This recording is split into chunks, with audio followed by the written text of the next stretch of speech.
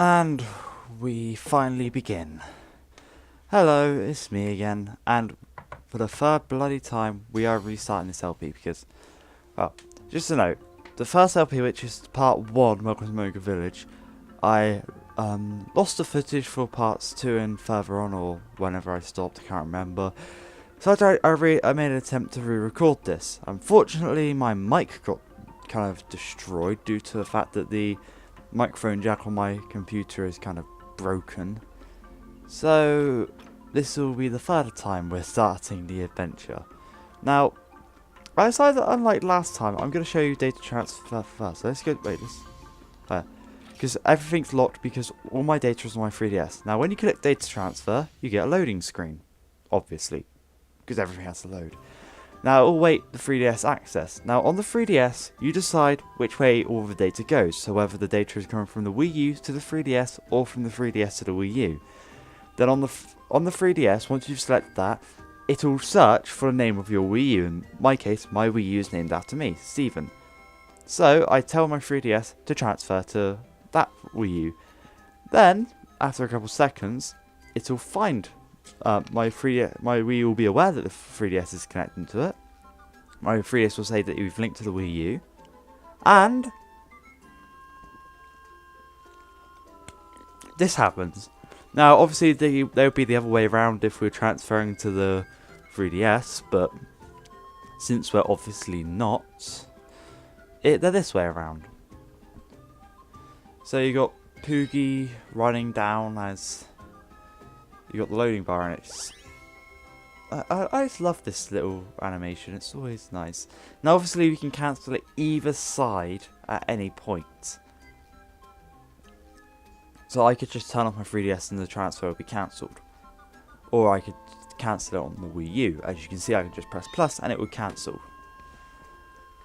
But with that, we are transferring it. It will delete any data that's already on the Wii U. Because when you transfer on, like from a Wii U, it actually keeps the data there. It just locks it until the rest of the data comes back. So if the case you lose your 3DS comes by, you've still got your data safe, albeit probably a couple hours behind depending on how much you play. Then you'll be able to set your extended data save settings for Monster Hunter 3. So as it says, that includes all your guild card, download quests and special bonus status. I will tell you all about this later down the line, but we want to say yes. So it will save all of that. Now on the 3DS, it will say you've transferred, so the 3DS can be turned off. It gives you all the warnings about extended data that the Wii U just gave us. And extended data has been created. Then it says about data transfer. It says data transfer from with a Nintendo 3DS system will cause the guild card and download data to save to the SD card in Nintendo 3DS. That's just warning you about that. So it's saving extended data again. Transfer is complete. Now, panel sets for your character, which I will also explain a bit later, are different from your Wii U and your 3DS. So you have to make sure your layouts are what you want on each console. Now, I actually do have different layouts for each console. My Wii U, I prefer to have my map on the bottom on my gamepad, but on my 3DS, I like having it on my top screen. It's just personal preference where I am. Now, I'm using the Pro controller. So before we keep going, let's show you DLC. Now, I've got all the DLC, I think, unless they've released more recently. You have to connect to the internet, obviously, and crazy things. I thought I'd get this all out of the way now so I don't have to later, because I realised that all the data was still on my 3DS. I thought, hey, why not do it now, you know? So it will check. Now it's going to check what DLC I do have. And I have 38 DLC quests. I have 39 titles, whatever those are. I have the Granny Go-To DLC, the Resource Points DLC, and the Guild Card Background DLC, all 11 of them. So it will retrieve all the information of what you can get. Next, and well, we have previews, which I don't really check the previews that much. What are they again? It's just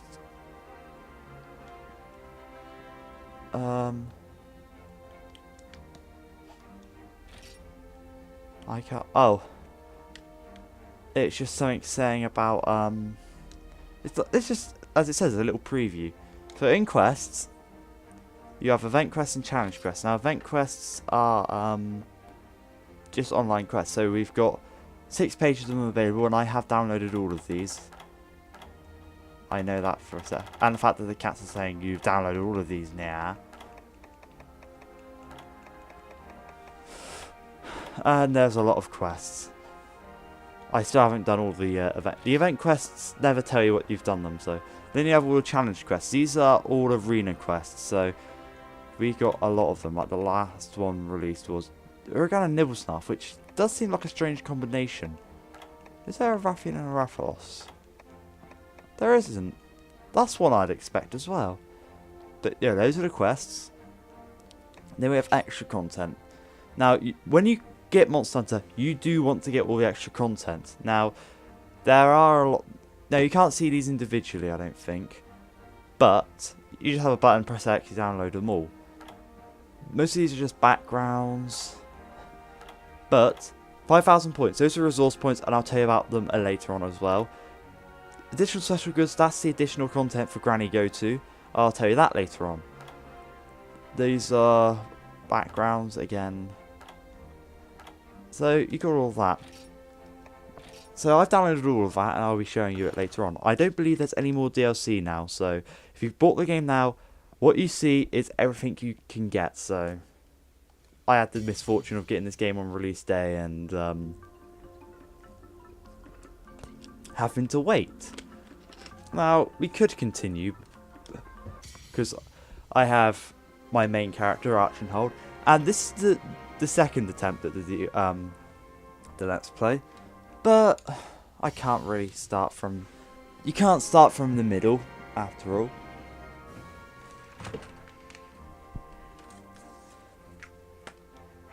So, your character name will be visible on any guild cards, and they don't like you using swear words, so... My caps lock is on my keyboard. I've got a USB keyboard plugged in which stays under my desk when I'm not using it. So, I am Stephen, the Professor of Drink. Nice to make your acquaintance. I can be male or female. I'm going to say male for this Let's Play because I think a female named Stephen would be very bad. The clothing types, I think it just changes like the general shades. I prefer clothing type 2. I like the fact you got a necklace. Now clothing colour, these are just all random. But I usually like going to the colour slider, which I'm not I think it's available from the beginning. So what I'm doing is making this as black as possible.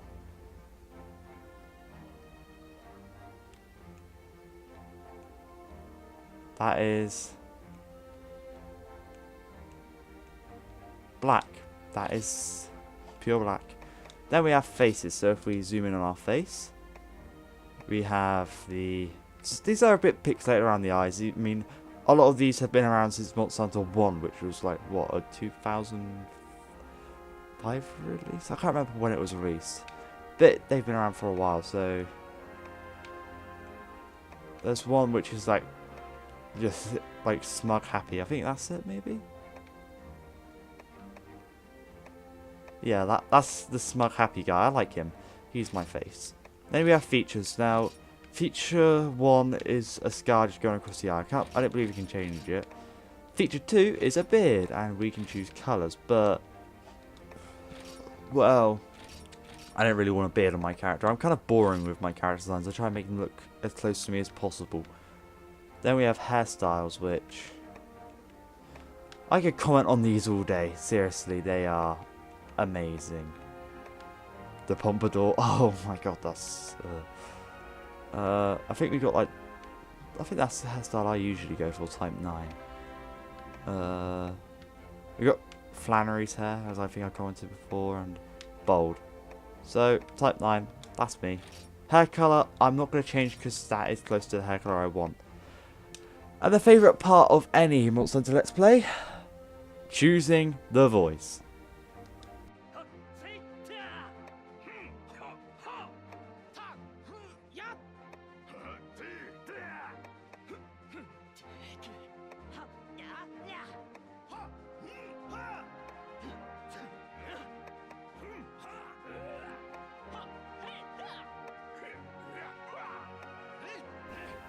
I think it's type 7 or 12.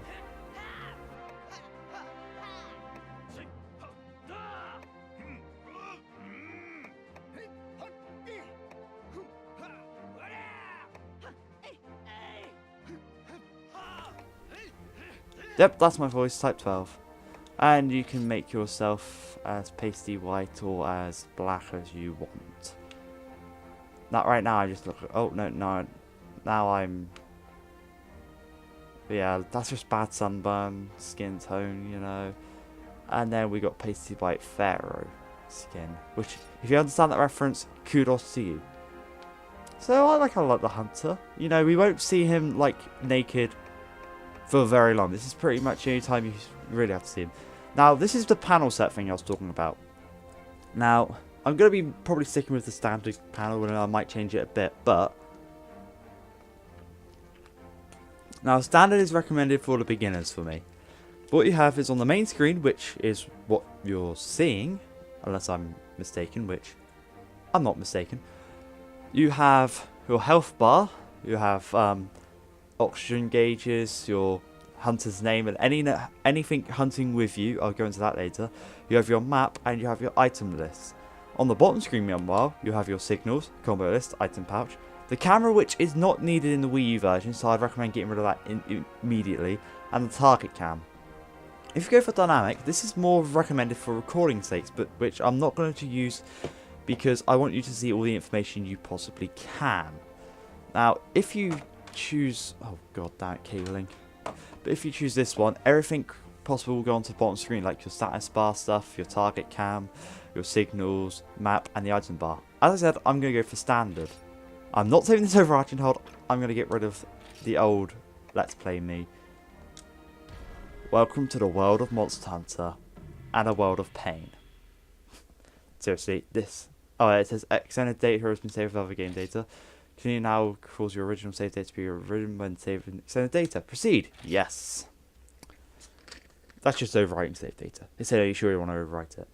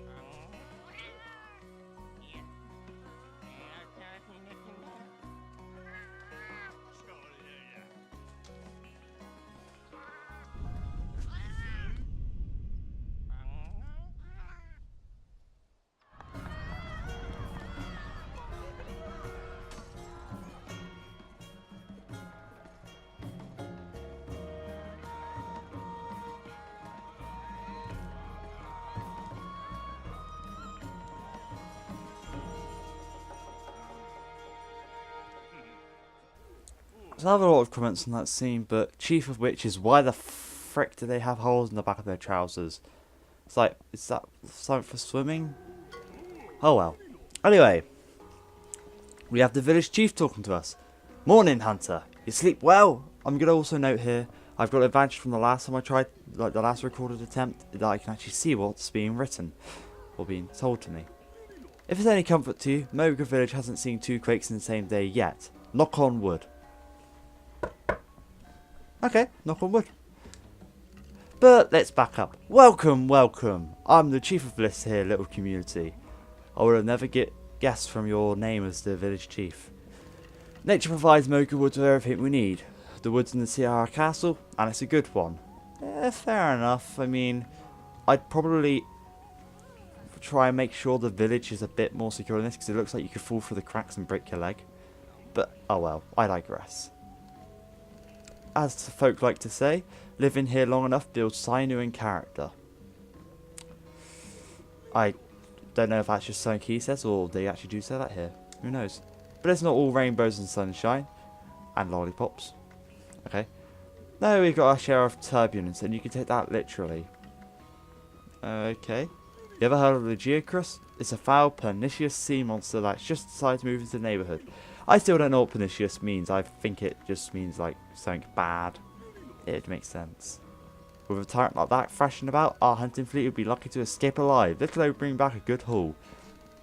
These won't starve to death. All these blasted earthquakes will sink us first. See, that's our other problem. You felt those tremors? Who knows what's causing them, why they started, but the sea is riled up. That I guarantee. Anyway, we're in over our heads. That's where you come in, kid. The way I see it, Moga Village needs a hunter. Yes, the Geocrus is mighty, and too powerful for any humans to tangle with. The way the villagers talk, bah! Humbug. Strong is one thing, but invincible is something else. The Geocrus may be big, but it still has to eat and rest. And one day, just like the rest of us, it has to die. Ha! If I was 30 years younger, I'd go clean its clock myself. But I'm only mortal too, so I leave the joy of taming the sea's deadliest foes to the younger generation. You. Why, thank you, I guess. Speaking of young'uns, did you and my son get to talk? Suppose not. The quake yesterday hit before you had the chance. I don't see Junior around. Well, he couldn't have gotten far. Take a hike around the village. You'll find him. I almost forgot. Here's our initial payment, Hunter. It's not much, but it's enough to get you started. Now, he gives you 1,500 zenny. If you were playing Try, you'd be completely naked here with the clothes you see in your character creation screen. This would just be enough money to buy leather armor for you. But they are nice enough to start with it. So if I go into pause menu, we have our item pouch, which as you can see is a Blade Master's item pouch, because there's 2 different types of pouches, one for the Blade Masters, one for the Gunners. Now if you open it, you have 3 pages, so you've got quite a bit of storage. Not enough to carry the whole world though. Then you have the combinations list, which that's just items you happen to be able to combine that are on you right now. Then you have a combo list, which this is a list of every single item in the game you can combo. Now, we have the potion, mega potion, and antidote, as well as the ability to make like bomb casing, flash bomb, dung bomb, paintballs, net, pitfall traps, normal shots level 2, and that's about it. Like, so we start with some combinations that we already know, but the other ones, it will just have like a list of what items you need, but not what it makes. One of the things you should aim to do is to fill out the entire combo list. That is something you should aim to do. Then you have the Hunter's Notes. Now you have Monster List, which is completely empty because we have nothing there. I'll tell you about that in a minute. Then we have Hunter Info. These are like controls and stuff, and it tells you what to do. We'll be taught that because this game has 4 tutorials. But we have a lot of information here, which I'm not going to read because the game teaches us that. Then we have Gestures. These are just little gestures your characters will do. These are mostly for online play because some of them just do emotions.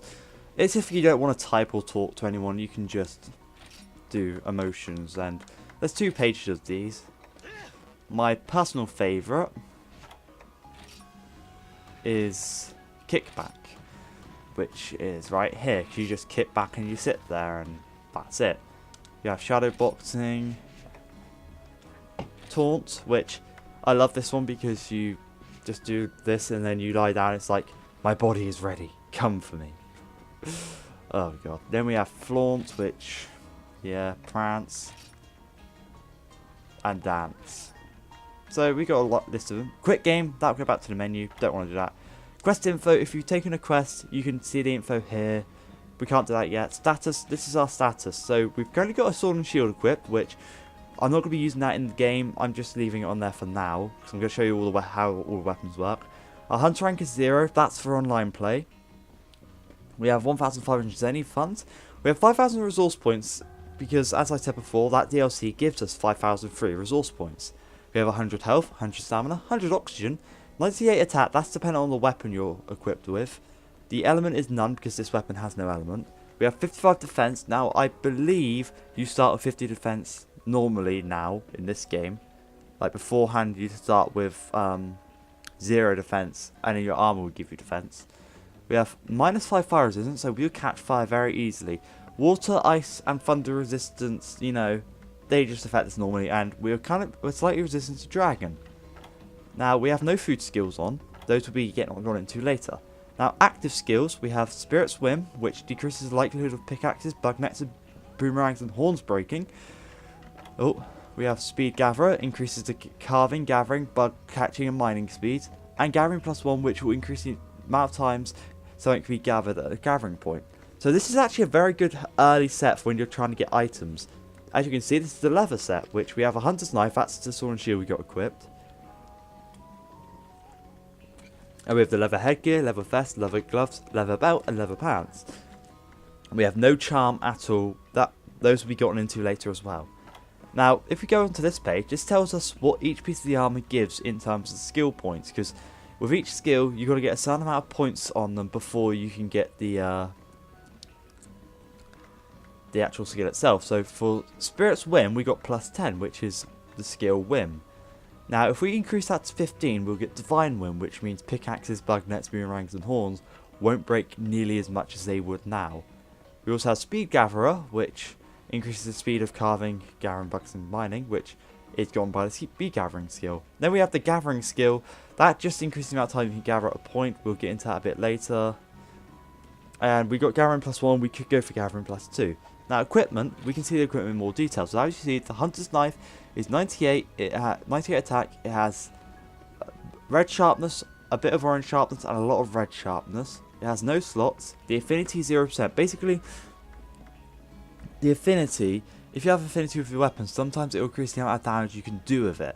Now, if you get Dragon Blight, which is, I'll explain a bit later what blights really are, it will decrease your affinity with a weapon. So as we can see, it's a one-handed, easy to wield sword, it's not too powerful, and combo attacks are the forte of a sword and shield. And it's a Blade Master type weapon. Now active skills, that's just showing what active skills, we've got no skill tree points, no slots. We've got leather headgear, which is 1 defense, level 1, it has 1 slot on it, this piece of armor, and it has -1 fire resistance and 1 dragon. And now this could be used by blade and gunners. And it tells us skills, what points this gives for skills, and how many slots it has. Then we have the leather vest, which is also 1 defense, level 1. Same idea, and it's a blade and gunner. This entire set can be used by both blade masters and gunners, so it is a very good starting set. Leather gloves, again, same information, and that has a slot on it. Leather belt, again, same information, and leather pants, same information. And we have no charm. Now the guild card, as you can see, it has a picture of us in our armor standing, trying to look badass but kind of failing. We are a fledgling hunter according to this, and it says how many quests you've done in Moga's low and high ranks, Tanzia's low, high and G ranks, and the arena, which I'll get into that later, and Street Pass tag. Now Street Pass is only on 3DS, so if you transfer your character between 3DS and Wii U, you'll get this a lot. Basically, every time you pass someone on the street, you'll get their guild card, which they'll see this information about you. We have a message saying hello there, and it has our hunter rank and specific details on our armor and weapons.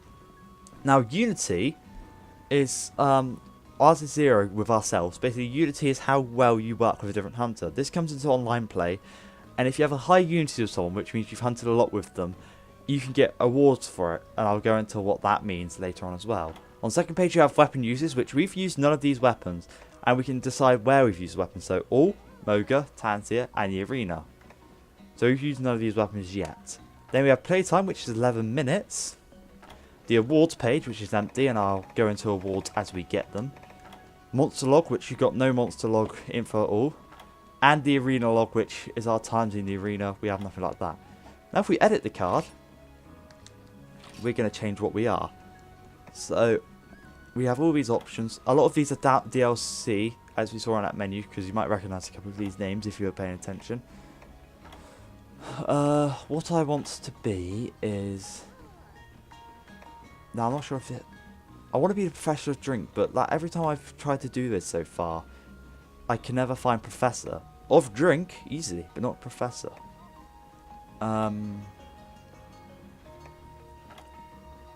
Oh yeah, I made myself like a Scholar of Drink last time on my failed recording.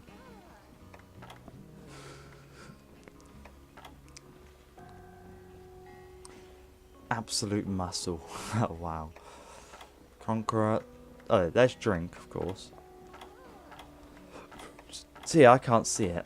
If you've seen it, I'm an idiot, but I'm making myself the Scholar of Drink. And our message, if you ever find me online, which I doubt you will. Oh my god, you found me. Now the pose, you have different poses. My pose is obviously going to be kicking back. And the background now, you know, we got all these backgrounds for areas we've never been to. We have a Kayamba background, Shaka Love. What we are going to be this time, because last time I believe I chose the, yeah, I chose Freedom Slash on my background. Let's have the Geocross here, but I want to find probably a better background for the Geocross, which there isn't one. Okay. So that's our guild card. Whenever people see us, they'll see that. We have a card list, which is empty because we haven't found anyone. We have Moga Village. This will be unlocked later, so I'll explain it then. And we have our options, which I'm going to make sure all my options are completely correct. Now, Z and ZR buttons, this will decide what they do. Now, we can use it for chat and the targeting. Well, one will be used for chat and one will be used for targeting cam. Personally, I just use the one on the gamepad, so I don't use that one. It'll work like the L and R button, so basically we just have two L and R buttons, which is pointless. Or we can work it like the left and right on the control pad. So basically it will turn the camera back and forth. And we have it up and down, so it will pan up and down. So I use Type 3, because it's just useful for me. Now you can have sound output for game chat, be the TV or the gamepad. And I'm going to set it for the TV for now. But it might work better for me to have it for the gamepad. Basically, that if you watch the me and John versus series, that will be what some of the episodes where he sounded really bad and poppy. That will be why, because it was sound output for the TV. Gamepad volume. I set that to max, and Wii U gamepad. Basically, this is something that I find kind of nice. You can, if you set this to Type 2, whatever's being on the main screen will be on your gamepad screen as well.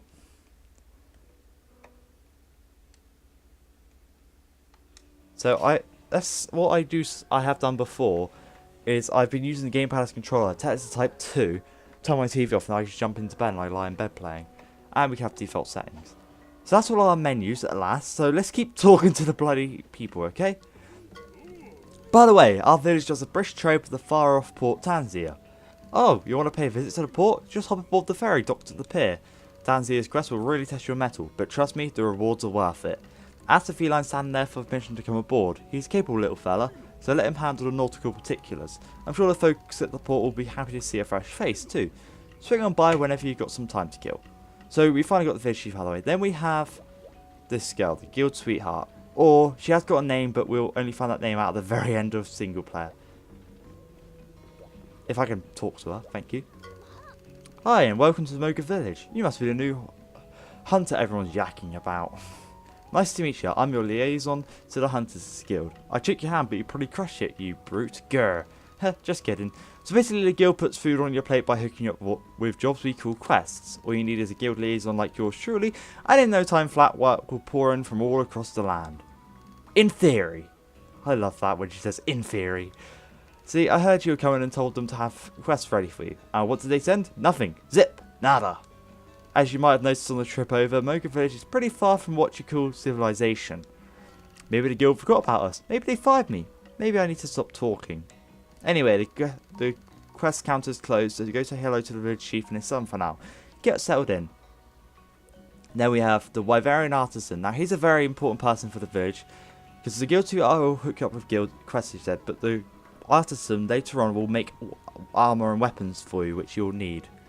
Ah, so you're the hunter I've been hearing about, eh? You got the look of one, you do. Me? Well, I'm the greatest blacksmith alive. I hammer out all the equipment around these parts. Swords that slice you in half with a touch. Bowguns you could hit a grain of rice with. Armor to repel giant wyverns. I'll make anything, provided you bring the materials. Gotta be equipped proper before you go venturing into the woods.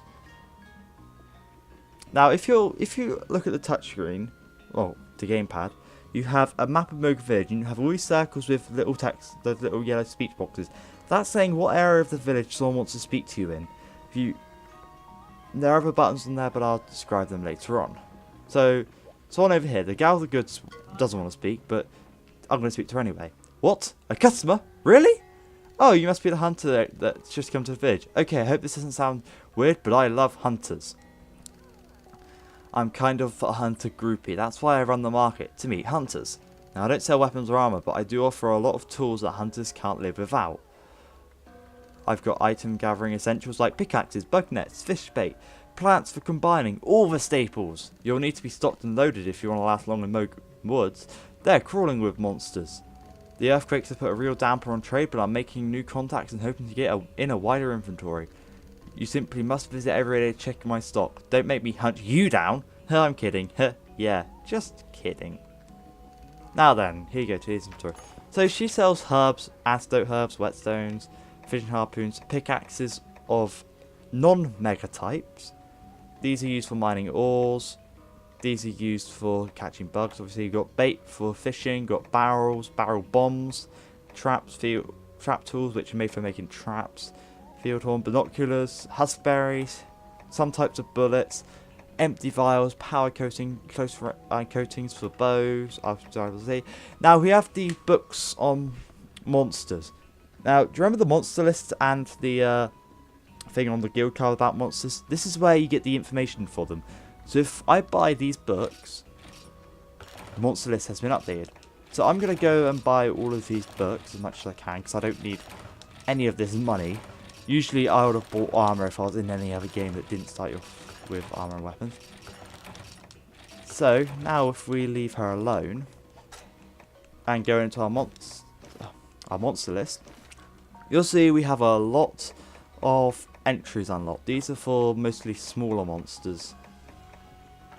But we do have some information on the Great Jaggy, the Great Baggy, the Great Worugi, as well as some other bigger monsters, like the Geocrus and the Agnactor. Now this list will tell you how many you've killed and captured of each one, and the threat they pose towards you, as well as sizes of monsters, so it's pretty good. But we have to go over here. Now, this is Neko, which apparently means cat, because it means cat in Japanese. Well, I hate the fact that they got this translation, like, quotation here. I wish they didn't have that. Anyway.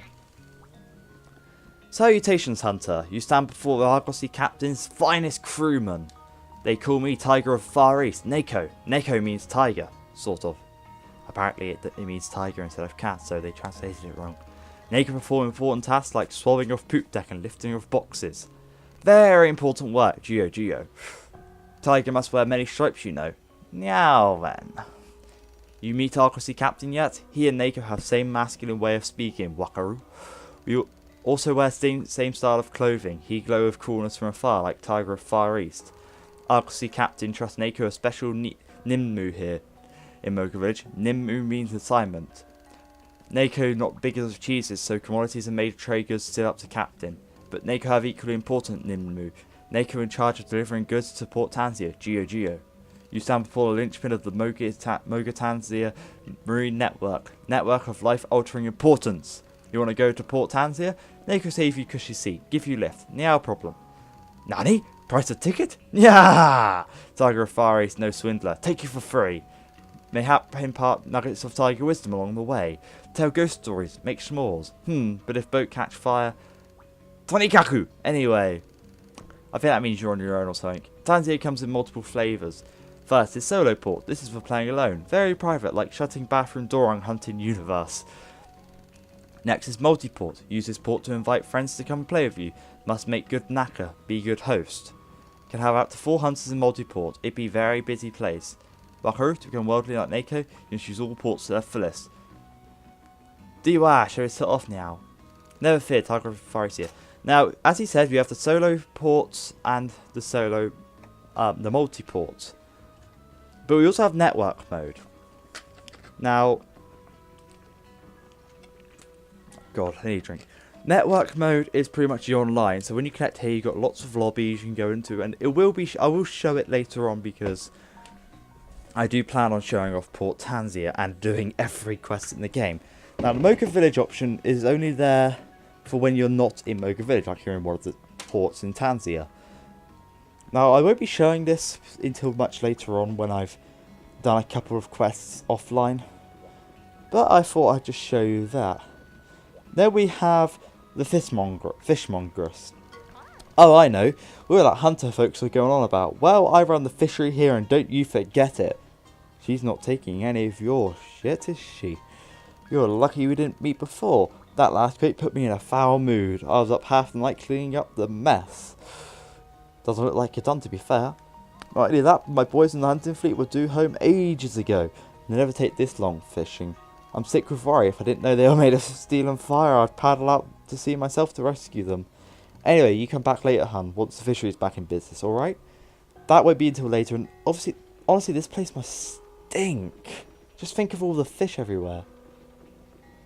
Now, back here, right next to where the chief starts out sitting, you have your house. This is where you live for the game. You got a bed here for saving. You got a chest here, which this is where you store and remove all your items you're not using, and there's a primshroom lamp for decorating. Now, decoration was a lot bigger thing in Tri, because you had in Locklack you had your house there as well, which as you ranked up in Tri, you get a better and better house. And I really am disappointed they got rid of that functionality in 3 Ultimate, 'cause I love the Locklack house. We also have combining of box items and a combo list here as well. We've gone through. We have change appearance, which we can change our clothing types if we really want, which we're not going to do. We can change the clothing colour, which you know that. Hairstyle, facial features. We've been through this in character creation. We have equipment sets, which if you read your equipment set, that means that whenever we click on this equipment set in future, it will equip us with the hunter's knife and all the leather armour. We're not going to do that until we have better equipment. Then if we manage equipment, we have all of this. Now, the game is really nice to you in this one. In Tri, they only gave you the hunter's knife and the iron sword, which is a great sword. But now they give you one of every type. So if you want to jump into a type, you can. Now, I'm going to be using switch axe for this run, but I'm going to show off all the weapons before I do so. We also have set decorations, which is especially this is for putting in things into slots. Now the hunting horn the metal bagpipe is the only weapon we got which has a slot. We can also reorder the box manually or auto sort it by pressing X, and we can sell items in this box, which I will be doing after I show them all off. Then we have the Chamberlain. Meow meow meow meow. Welcome back, boss. I am the steward of this chamber. So long as you are Moga Village's guest, I shall protect your things. A word of advice: hunters who do not save their progress risk losing fortune and glory from their exploits. Meowch. Make it a point to rest in bed and save your game on a routine basis. Spoils brought back from hunts, excess armor, and the like may be placed in the item box in the corner for safekeeping. Item box serves another purpose. It allows you to change your equipment. Meow. Meow. Moving on. I've taken the liberty of placing a primshroom lamp in your item box. Please consider it a housewarming gift. I'm always on board to assist with the arrangement of your furnishings as well. If you wish to watch a video you've seen before, just head to the gallery now. I keep it meticulously organised. I also help you stay on top of your DLC. So if we didn't go to DLC in the main menu, you could go through to the Chamberlain. Just connect to the internet to get your paws on quests and other DLC extras. It's kids and play, yeah? I believe I covered everything. I look forward to serving you. So if you've noticed, the text boxes change colour when it's just general things being dealt. So we go furnishings and place primshroom lamp. Now we have 3 places we can place items. on this plate on the right, the plate on the left, or the plate at the back. So a lamp next to the bed, that seems like sense. I'm not going to show you the gallery because it has the gallery is shared between every profile in the entire game. So I've unlocked all of it because Arch and Hole has completed the game. Now, if we go over here, this is where the farm is. Now, if we look around the farm a bit before we talk, it's a bit of a mess. This Brownfield's the only one in action. We got Poogie here. This is where honey stuff. There's a scientific error. There's a statue back here, which we can't do anything with yet. But there are little signs here that tell you what's meant to be here. So here, there's meant to be honey. Back here, it's mushrooms. There's nothing here. Stuff to do with insects are over here. And fields are here. Now, if we talk to Poogie, he snorts at you a couple times, and he grunts. Now, if you say yes, you get an option to rename Poogie. But if you say no, he will stay as Poogie, which I'm going to keep him as for this Let's Play. If you say yes, and you want to keep Poogie tough, really, you can't. So, we can pick up Poogie and carry him around, and we can change his costume. Now, we have the Emperor's New Duds, which you can see. The Memorial Stripes and Pretty in Pink, which I'm not going to change his costume for now either. I'll show them off at a later point. Now, if we snuggle with him,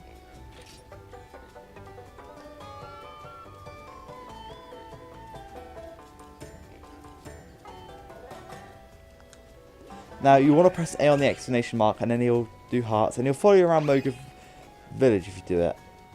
But you can also pick him up, and you carry him around this kind of hilarious way. Shows you the carrying animation for when you're carrying heavy items. I'll show you what happens if you fail to snuggle with him properly. Like if you just leave it going too long. If you just press A now, he'll just get up and nothing happens. But if you cuddle him for longer than he wants, he hits you, and then he runs off to Moga Woods. So you can't cuddle him anymore. If you talk to the head farmer, well, if it isn't the hunters everyone's fussing over, well, whoop-de-doo. You see this farm hunter? It feeds all of Moga Village. Now notice anything mission? The pig. That's right, farm hands. This place is normally crawling with farming felines. All meow this and meow that. Are you old McDonald by any chance? But the earthquake spooked them so bad they hightailed out of here, lickety split. Fraidy cats left me high and dry. That's why the field looks like a pigsty. No offence, Sir Winks-a-lot. I'm stuck working all by lonesome. This here's what's left of the old harvest. See that blue sheen? It means this is one heck of a healthy mushroom. You can't eat it on its own. My advice would be to combine it with something. Go on, take it and make something cool. Good. So, if we were to run out here, we go straight to Moga Woods. But we don't want to do that because there's still a couple of people in town that want to speak to us. And yes, we're almost at the 50-minute mark, or 45-minute mark. And we're not even finished here. So we get 5 blue mushrooms, which I'm going to put in the box. Oh, there's a lot of people to talk to and a lot of text to get through. So the outfitter here. Roar, rag, it's a giant wyvern. Save us, outfitter. Whoosh, my great sword charges, slashes through its scales. The wyvern stumbles. The villagers go wild. Rat-a-tat-tat-tat. I nailed the beast with a bowgun, full of PSS. Then I make crazy fierce lance charge. Shing. The wyverns had it. It bolts as the crowd hoists me on their shoulder. Oh. But been there long, huh? You caught me dreaming up some virtual combat scenarios to determine the best weapon. I mean, look, I work at a weapons shop. How am I supposed to help hunters if I don't even know what the best weapon is? Virtual testing is seriously serious business. Seriously. Look, would you rather I stick with the usual pitch? No weapon is perfect. Each has its strengths and weaknesses. Oh, please, that was my Pap's way of pushing products. But this ain't your grandpa's weapon shop. I just know there's a weapon that's a cut above the rest, and I'm going to figure out what it is. Now, if you kindly scram so I can get back to my virtual combat scenarios. Where was I? Ah, the shoulders thing. What? You're a customer?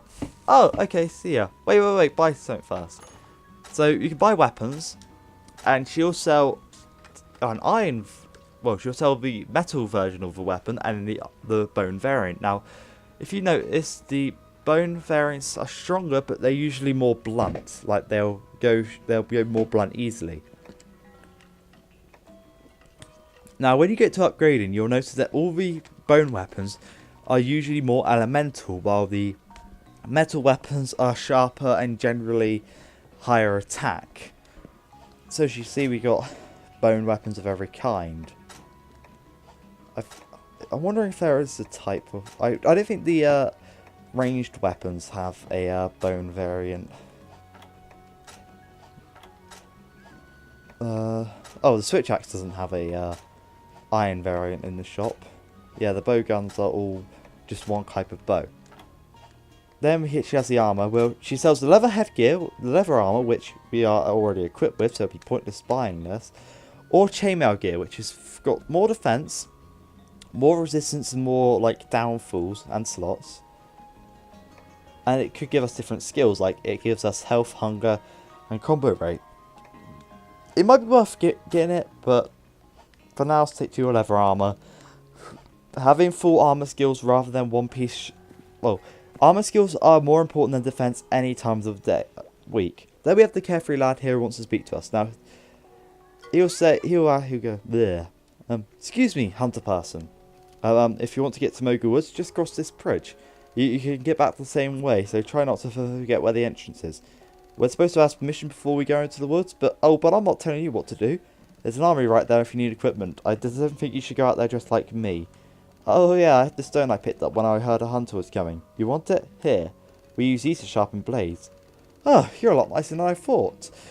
My big brother said you snapped like a twig, but you're alright. And he gives us whetstones. Whetstones are used to sharpen blade weapons. So this is another way out into Moga Woods, and it's generally where we want to go.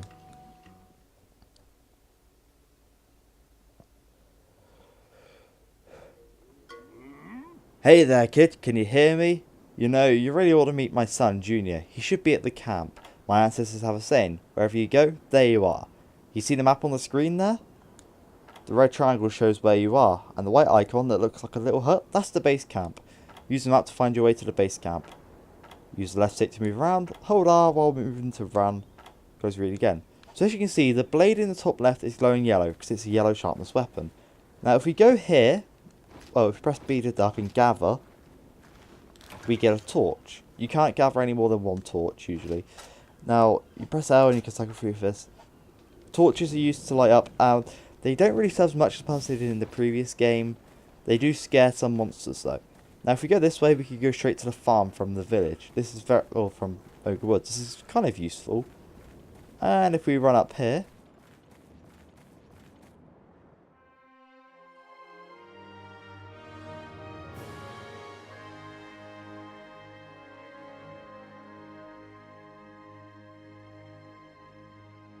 before I forget, there's something I want to tell you about dashing.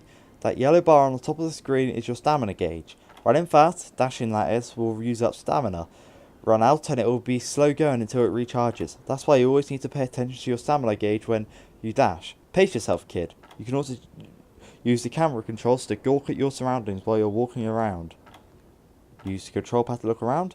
Tap L to swing. Tap the L button to swing the camera behind the player. So you got the right joystick. You have the arrows. I've got L, ZL, ZL, and ZR. And if I tap L, I just go straight back to the front. Now there are some gathering points. I'll show you what gathering is. So we got this little potato-like plant here, I guess. You can see we can gather from it. If we do, we get herbs. So this is a plant gathering point. You can get Velvi in here. I'm not going to go over what you can get. If you want to know what you can get in what area, go on the wiki and find a map of it and stuff. I'm gathering herbs though because I want to be able to make potions as soon as possible without having to buy them.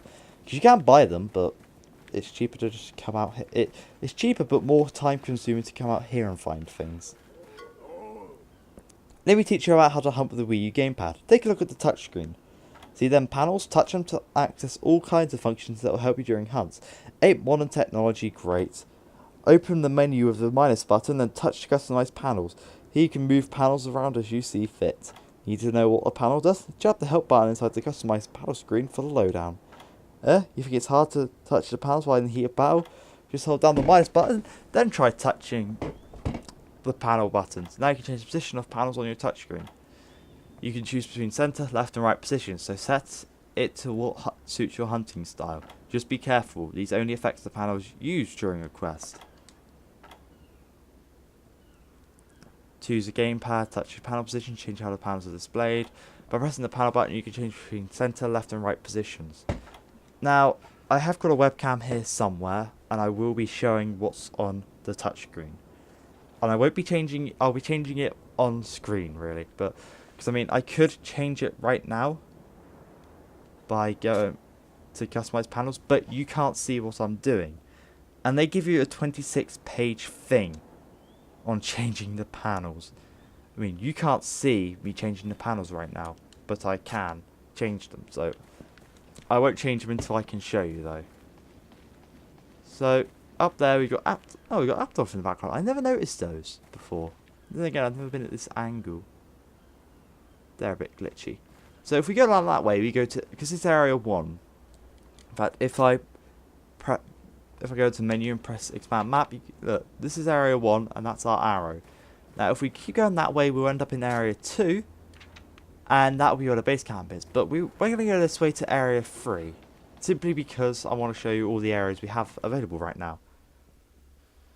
Now, usually we'd be able to go through here to a different area, but as you can see, these green rocks are kind of blocking the way right now. You'll come into a lot of these early game until they open up Moga Woods for you. But over here, we have a mushroom gathering point, which you can get blue mushrooms from and stuff.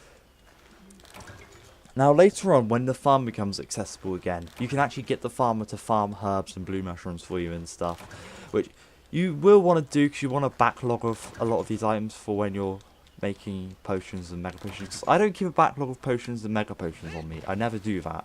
Pretty much I keep a backlog of the items used to make them, and I can just quickly make them between quests.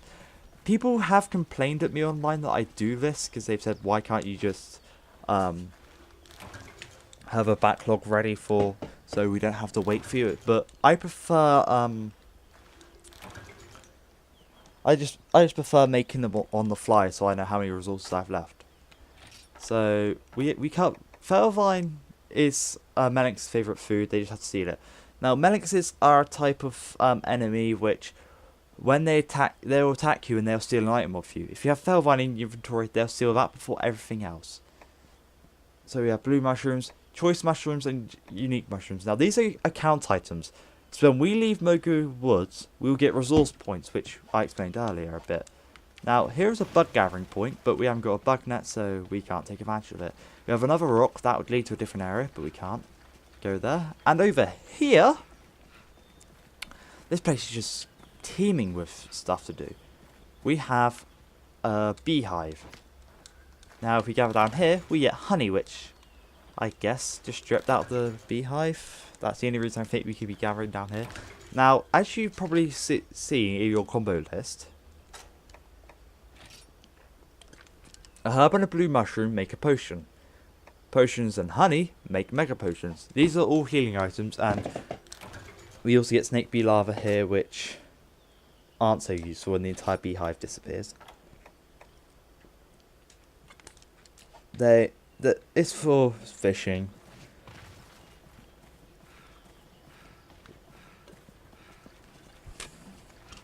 So if we go down here, look, if we go down here, we'll end up at area 2. And this is where the game really wants you to go fast.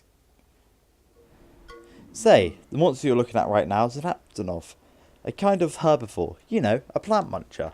I bet Junior would appreciate some raw meat. Why not take some from the Aptonov, if you can? Go on, face the Aptonov and attack before it skedaddles. That leaf eater can't hurt you much. Which reminds me, that green bar at the top of your screen is the health gauge. If it hits 0, you hit the ground. Be sure to peek at your health gauge now and then while hunting. Alright, go show that vegan brute who's boss. Press X to draw your weapon. With your weapon drawn, press the X or the A button to attack. Keep pressing the X or the A button to initiate a combo attack. To put your weapon away, press the Y button. So, we got another beehive over here. I'm just going to check what gathering points. Have we got any new gathering points around here? I believe there's bug bugs flying around here, usually. As you can see, that area is blocked off due to the earthquakes. But we have Aptonoth here. Aptonoth are seen as usually as one of the weakest enemies in the game. And let's attack it.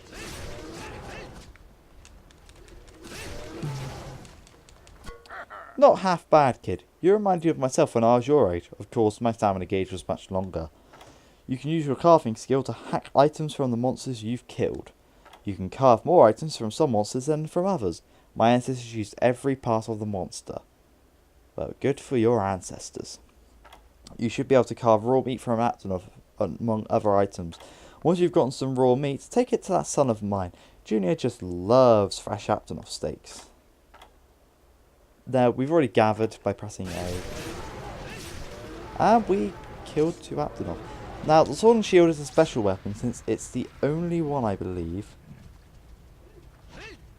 Oh no, it's the only one that you can go directly into using a weapon item with. So if we gather from these Aptonoth, we get raw meat.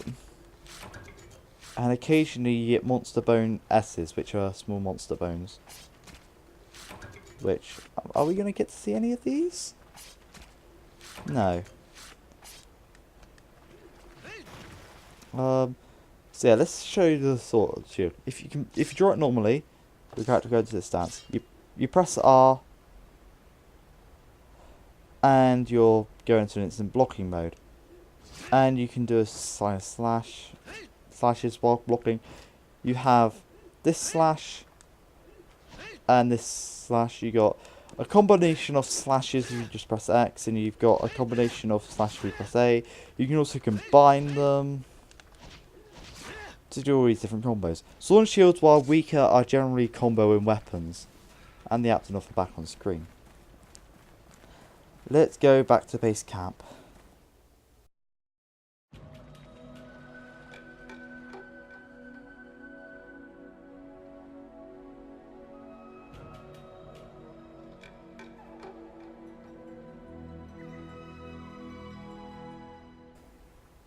Wow, this place is in worse condition than my bedroom. Nice work. Seems you reached the camp in one piece. It's just a shadow of its former self because of all the earthquake damage. Well, well, if that ain't my son right in front of you. Don't be shy, go up to Junior and say hi. So, as we can see, another rock block in the way. Usually you'd be able to jump into this water and go to a different area. Or you could jump into the water because there's a fishing point over there, I believe. Can we see the fishing point? Yeah, you can just see the fish over there. So the fishing point is still there. So if you can find a glitch to get through this rock, you could actually go fishing right now. But anyway, here's Junior, and this is the... Oh, I guess a rock smashed into this, which is like a cooker kind of thing, which set everything on fire, I guess. Wow, that's really bad. Anyway. Heyo, Hunter. Glad you dropped by. The old man said you for a tour of the Moga Woods. Sorry we couldn't talk more yesterday. Not that natural disasters make for chit-chat. Anyway, you probably know who's who by now. But I'm Junior... I'm the chief's son. What am I doing here, you might ask? Standing among the rubble? Good question. Well, see, this is your base camp. Is. Okay, I'm still figuring that part out. I was on patrol, so I came by for a look-see. You're going to need the hunting base, and this is where we left the tent and bouquet set. So... But the quake really did this place in. We need to fix it up before you can hunt from here. I'll head back to the village and get the ball rolling. But first, you got anything I could munch on? I'm so hungry I could eat a Aptonoth. Got any raw meat? Because I can barbecue like a champ. Me plus barbecue equals BFF. So as you know, the chief did ask us to go get some raw beef. So if you talk to him again... Ugh, so hungry. Wait! You have meat! Raw meat! Can I have it? Please, please, thank you! Something about animal flesh gets my tummy all rumbly. Time to barbecue and chow down. You're alright, Hunter. We'll talk more about the base camp back at the village. I'll think of some way to thank you. Scout's honour. See you there. So we give him 1 raw meat. He's like, I'm not quite hungry enough to bite into a slab of disease, so I ought to cook this. You go ahead and return to the village. We'll talk more about the base camp back at the village after I'm barbecuing. So we have nothing else to do. We might as well just listen to the chief's son. Hey there, kid. Looks like you managed to deliver that meat to Junior. Good to see you can handle simple tasks.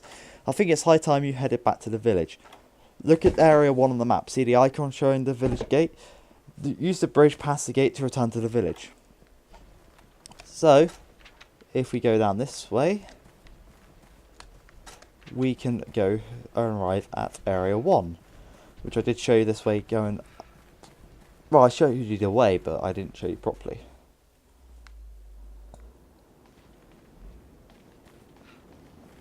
Oh, the Apton officer's still up there. They're like really juddery though. Never noticed them before. But yeah, if we go back up here.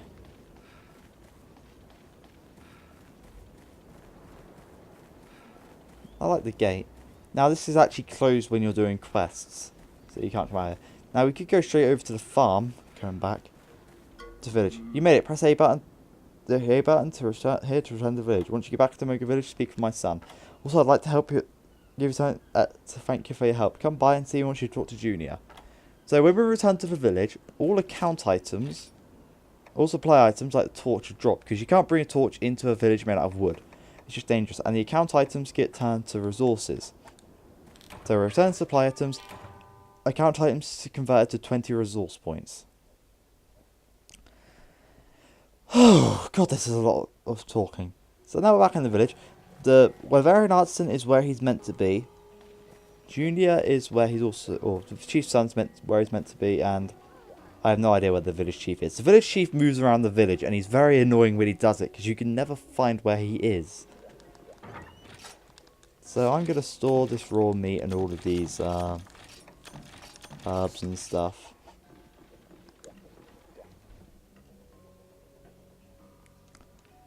And chief's son time. Hey Hunter, thanks for the meat. I get woozy if I don't eat every couple of hours. That was a really bad burp. You and me are gonna get along. So I just finished figuring out all the materials we need to fix up the base camp. We need to dig new latrines, rebuild the tent, cover the old latrines, delouse the bed. We need serious resources. Know what those are? You can increase our resources by hunting monsters in Moga Woods or finding the right items. We villagers can't go very far into the woods. Monsters out there tend to love us. For dinner. Yeah. But a hunter like you could hike anywhere in those woods. No sweat, and you come back loaded with resources. Don't worry, we fixed the roads that got messed up by the quake. Go gather some resources in the wood, will ya? But don't go stumbling around at night. What you can't see can hurt you in those woods. Best stick to daytime hunting for now. Oh, I almost forgot. I have something here for you.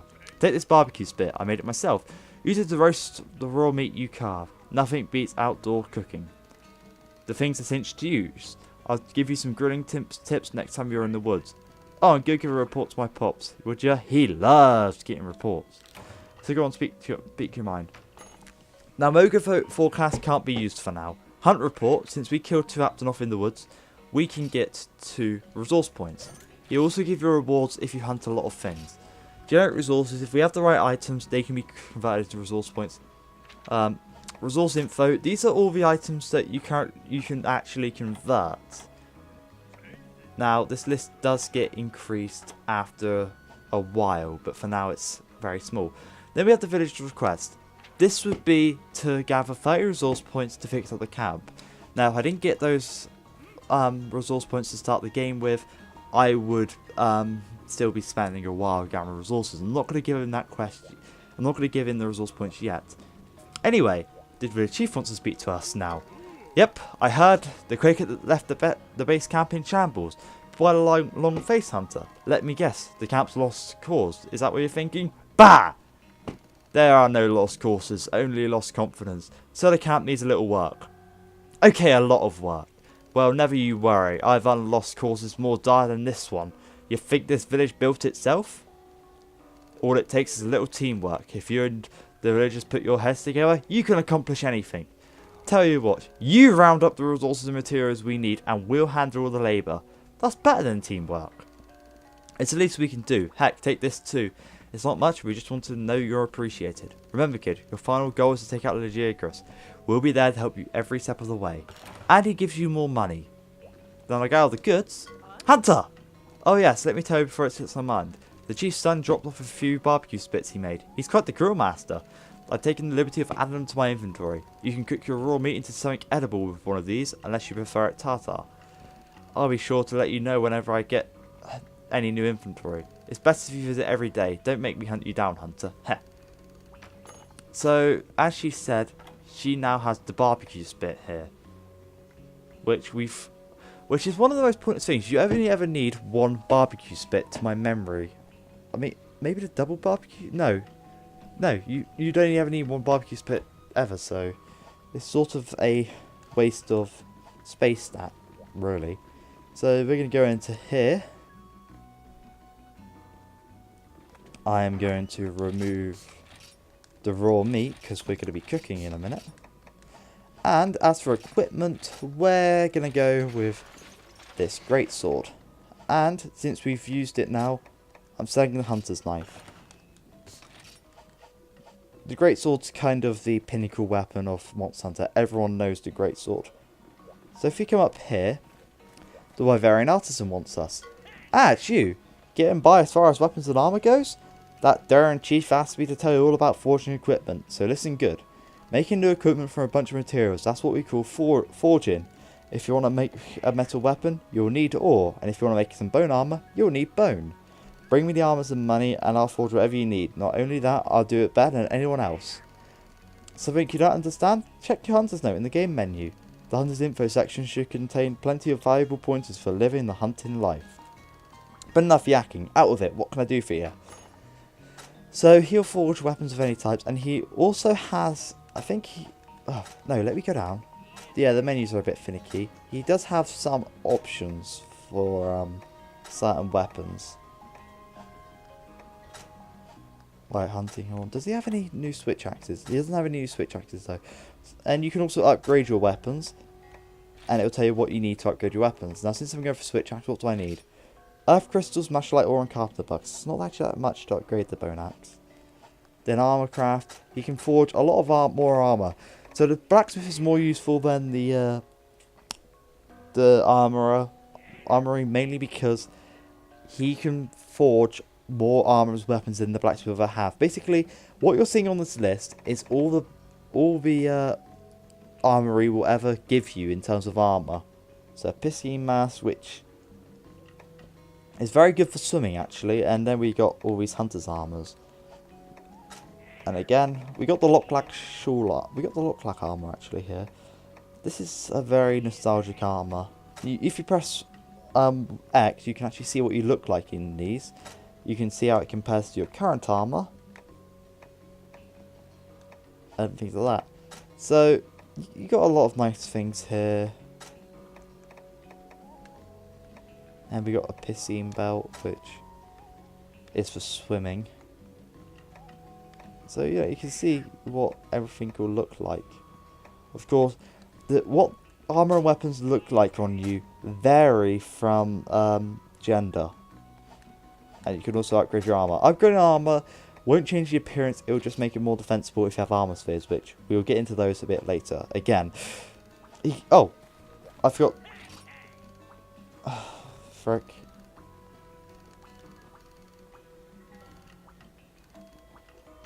And also he'll make you decorations. Now, decorations come with skills. And as you saw, our armor has 2 slots on it. So, if we were to put a jewel with 1 slot that can fit in 1 slot, we could increase our armor skills. So somewhere in here we could increase gathering and whatever other skill was. We could get spirit swim to divine whim and then gathering up to gathering +2. Now I'm going to go into woods and I'm going to show you off all the weapons now.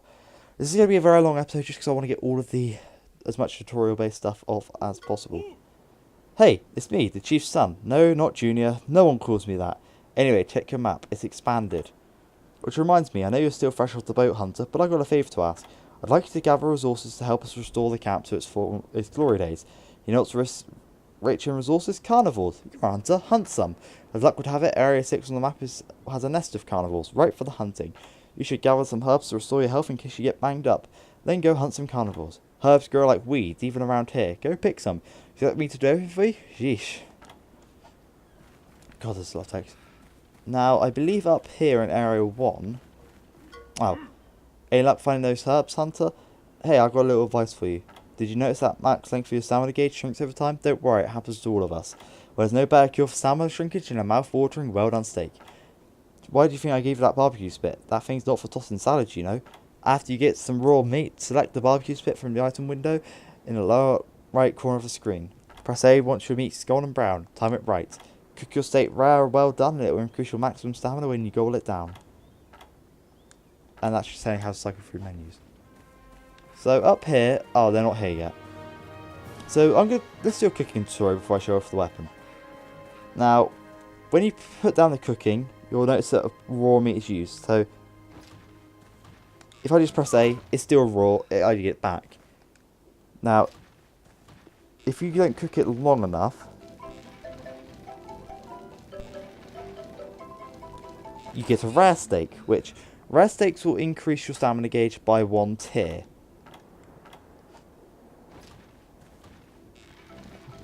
Bum, ba-dum, dum, da-dum, da-dum.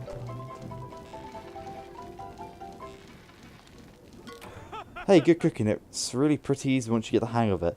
Take a big bite of that steak and your max stamina gauge will jump up fast and you can say flame broiled Jackie. Go on, eat it. Select the well done steak from the item window, then use it. Just chew with your mouth closed, please. Then it tests how to cycle through the items and use them. So we have a well done steak, which the rare steak would do 1 tier. Well done steak does 2 tiers of increase. And it's now maximised. That's how long our stamina gauge can ever be. So what happens when you cook it for too long? I like the fact is.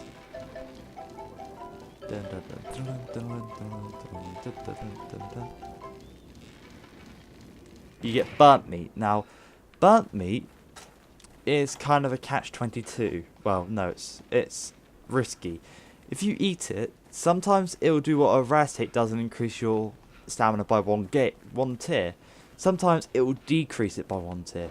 It's very risky. So yeah, as you can see, my stamina got reduced by a tier. So I can just eat this rare steak though, and all better.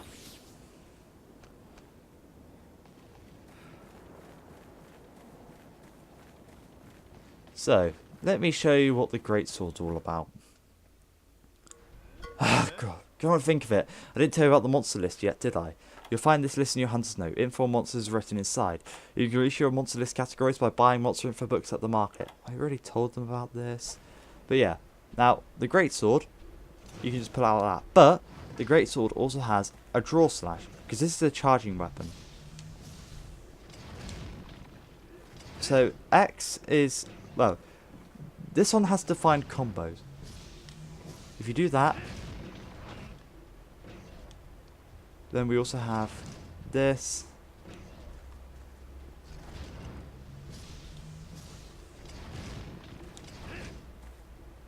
There's like, oh, I'm trying to, you got R to block, but there's a certain combo you can do. It's like the ultimate combo.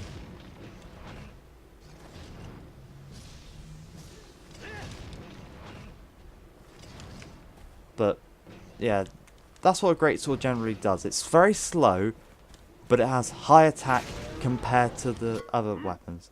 Oh, nice attack. Maybe not such a fresh off the boat hunter after all. You can check the resources you collected from killing monsters once you get back to Moga Village. After I finish blabbering, look at the lower left corner of your screen. Once you have 30 resource points, you'll be good to go. Happy hunting.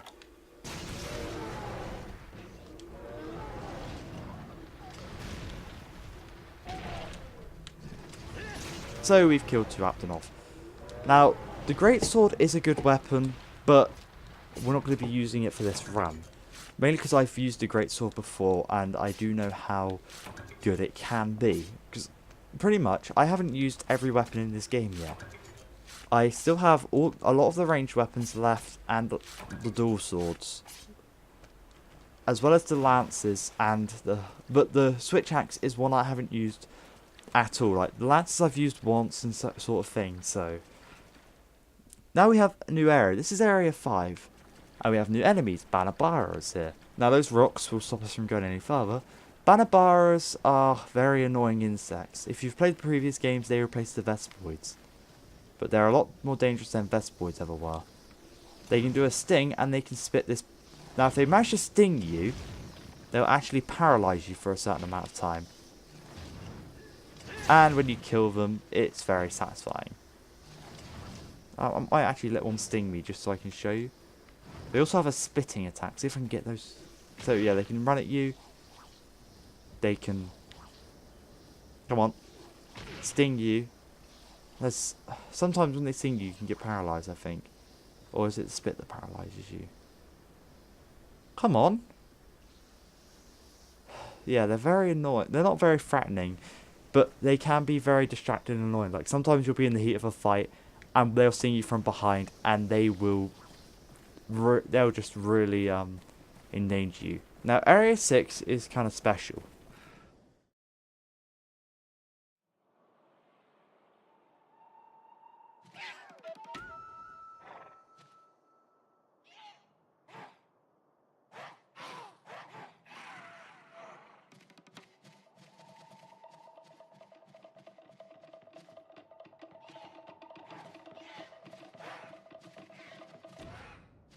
Area 6 is a is the carnivore nest. Look there, those little carnivores are called Jaggy. Killing these critters is a great way to collect resources. If your health gets low, use a herb to heal pronto. And them Jaggy ain't fond of fire, so use a torch to keep them away. Focus too much on attacking and you might never come back. Remember, you have evasive moves too. We need 30 resource points to get the camp in order, but count on you, Hunter. So you can dodge roll when using just about any weapon. So, Jaggy are actually a lot weaker than Aptodon. They can die in one hit to the greatsword. But, look how much resources these guys are worth. You'd only have to kill 6 of them to get the 30 resource points needed. Oh yeah, I forgot. Sometimes you can press X and A together and you get a different combo.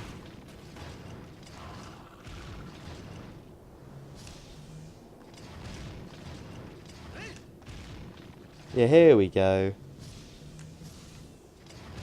So, when you carve a Jaggy, you'll get random Jaggy items. And this is a good, if you kill a lot of Jaggy now, it's a good way to get some early armor. Although you need to kill another monster, which we've already seen the name of, but we have to kill another monster to get the full armor set. Now, if we go out here, we get to Area 7. Now, Area 7 has. Oh, there you are. These guys are usually in Area 1. I think they'll appear after this time. These are Kelby. Now, Kelby are herbivores, not worth a lot of points. And you can't kill them, you can only stun them. But you used to be able to kill them, but this is for the sake of getting Kelby horns. Kelby horns are very nice items. They are, if I look at my combo list, if I can find the Kelby horn combos, they're used for making something, and that's a very good item to have. Now we have a new type of gathering point here. The stone gathering point. If you gather here, you get whetstones and normal stones and stuff. It's just a nice. These are kind of pointless gathering points later on, considering whetstones, which are the more useful thing coming from them, can be gathered by mining. But they're there. So the one I killed was a male Kelby. This is a female Kelby. They count as the same thing when you kill them, so don't worry. And we got a warm pelt from that one. So I'm going to go back through Area 3, because this is where Area 3 connects to, or one of the ways it connects. And you notice we still got a couple of rocks in this area, as well as Area 6. So there may be another area around here, who knows. Oh, yo-ho, so did you collect the resources? It's only 30 points. Easy even for a fresh off the boat hunter. I don't mean to rush you. Feel free to come and go from the village to the woods whenever you need to. Whenever you get back to the village, just make sure you give me your hunt report. A hunt report will ensure that the resources you collected are added to the village's stores right away. Don't forget, report back after you've hunted. No need to delay our reconstruction. So I've only got 39 resources, but as you know, I've got 5,000 points, so I don't really need to worry about this. I like Moga Village off in the distance, I have to say.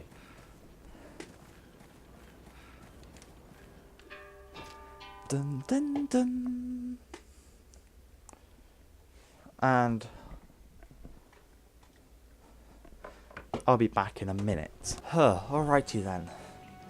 Let's get down to business. Oh, he's actually changing stuff. Here's how you deliver them. First, convert your kills into resources by choosing the report kills. Then select villager requests and you can put the resources towards whatever the village needs. Got all of that? Yes, I have. The villagers might make other requests to you in the future. You'll be using the villager requests for those too. What was it then? Alright, down to business. So if we do a hunt report, it'll tell us that we killed 1 Balabara, which got us 3 points, 2 Kelby, which got us 4 points, 2 Aptonoff, which got us 2 points, and 4 Jaggy, which got us 20 points. And we get items. We got Dung for killing the Aptonoff, a Pissant's Fang, which was for killing the Jaggies, a Curved Fang, also for killing the Jaggies, and Shroom Germs for killing the Banabaras. Now, if we go to the village request, we know we have enough for fixing up the camp. We say yes. Ah, thanks, Hantara. I never figured you'd gather the resources we need to repair the camp so quickly. I guess the old man was right. You hunters really are something. We'll take it from here, leaving the fixing to us. Our lives in the village are tied to resources. I'll calculate the resources for everything you hunt in the woods. Once in a while, I come across valuable commodities while I'm tallying up your spoils. Trust me, if we do find a commodity or two, I'll be sure to hand them over to you. Keep showing them carnivores who's boss, and you can expect lots of resources and commodities in your future. Remember, you have to report your kills after you've hunted in the woods. I'm the one who keeps track of this stuff. Oh, one last thing. Our Wyverian artisan was hunting for you. I hear he wants to talk to you about weapon upgrades. Go and see him at his anvil, will you? The old craftsman like him deserve your respect. Alright, thanks, Hunter. Now, the reason I went hunting in the woods, despite the fact that I didn't need to, is just because I wanted to show you how you could get resource points. You probably won't ever need to get resource points for your item gathering due to the fact you get 5,000 free at the beginning of the game if you download DLC. But anyway, sell the greatsword. Now we've got it, and we'll switch to longsword, which is Archenhold's personal preference of weapon. That's the weapon I use on Archenhold. If we go around the village, no one really needs us. And the Wyverian artisan does though. Hey, it's you. Fine timing, kid. I've got a wee favour to ask you. If you reckon you're gonna hunt in this here village, you'll need my help, and that ain't just me tooting my horn. So I've been thinking, let's give that weapon of yours a little upgrade, so you see what this is all about. Ah, wipe that smile off your face. I ain't swinging my hammer until you fetch me some basic materials. First, iron ore. Sourcing your own equipment material, that's the hunter's way. Prove to me you got what it takes, a good enough eye to locate a nice ore deposit, and the skill to mine it.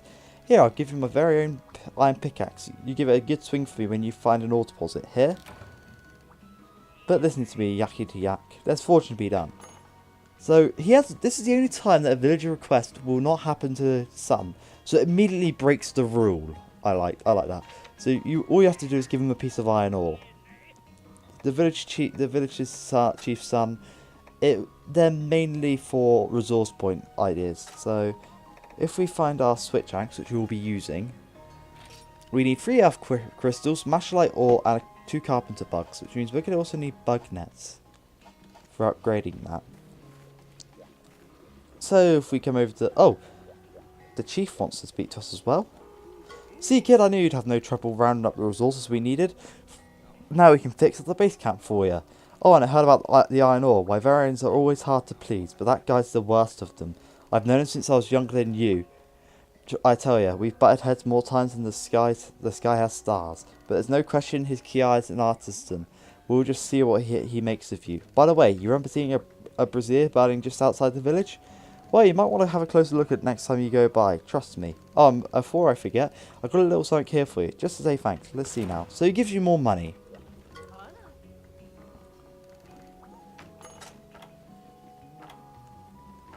Now, we're going to buy, because we've got mega pickaxes, we're going to buy bug nets. Actually, I could probably afford to buy all... You want to keep like a quantity of 5 of all these types on you at all times, because they break.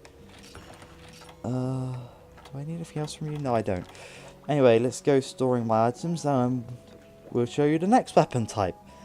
This video will end when I've gotten to quests and I've shown you every weapon type, so if you're worrying about that, don't. So we're not going to cook any more meat. I'll do any like resource gathering from here on in basically will be done off screen. It's just I need to show you how to do it first time, so you know what what you're doing really. So let's go back to Moga Woods.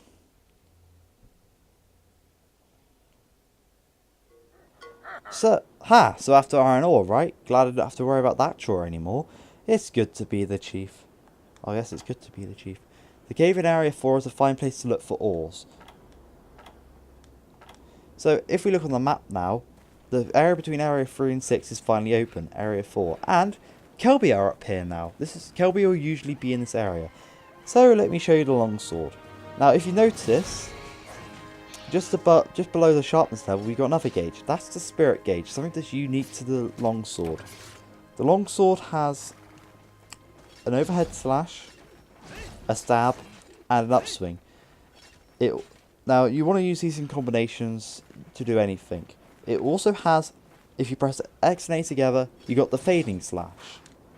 Now, if you do the fading slash after a move, like a certain amount of moves, you can actually choose the direction you go. If you use it on its own though, you have to go backwards. So before we get down to business properly, let's actually go get the torch. Now in Try, the torch had more of a use because Area 4 was pitch black. You could not see anything in there. So you needed the torch just to be able to mine. But in Free Ultimate, for whatever reason, they decided to lighten the entire place up. Well, any cave area in this game is lit up now, which is somewhat disappointing because it kind of gets rid of the torch's use. Pardon my nosiness, kid, but you do have a pickaxe, right?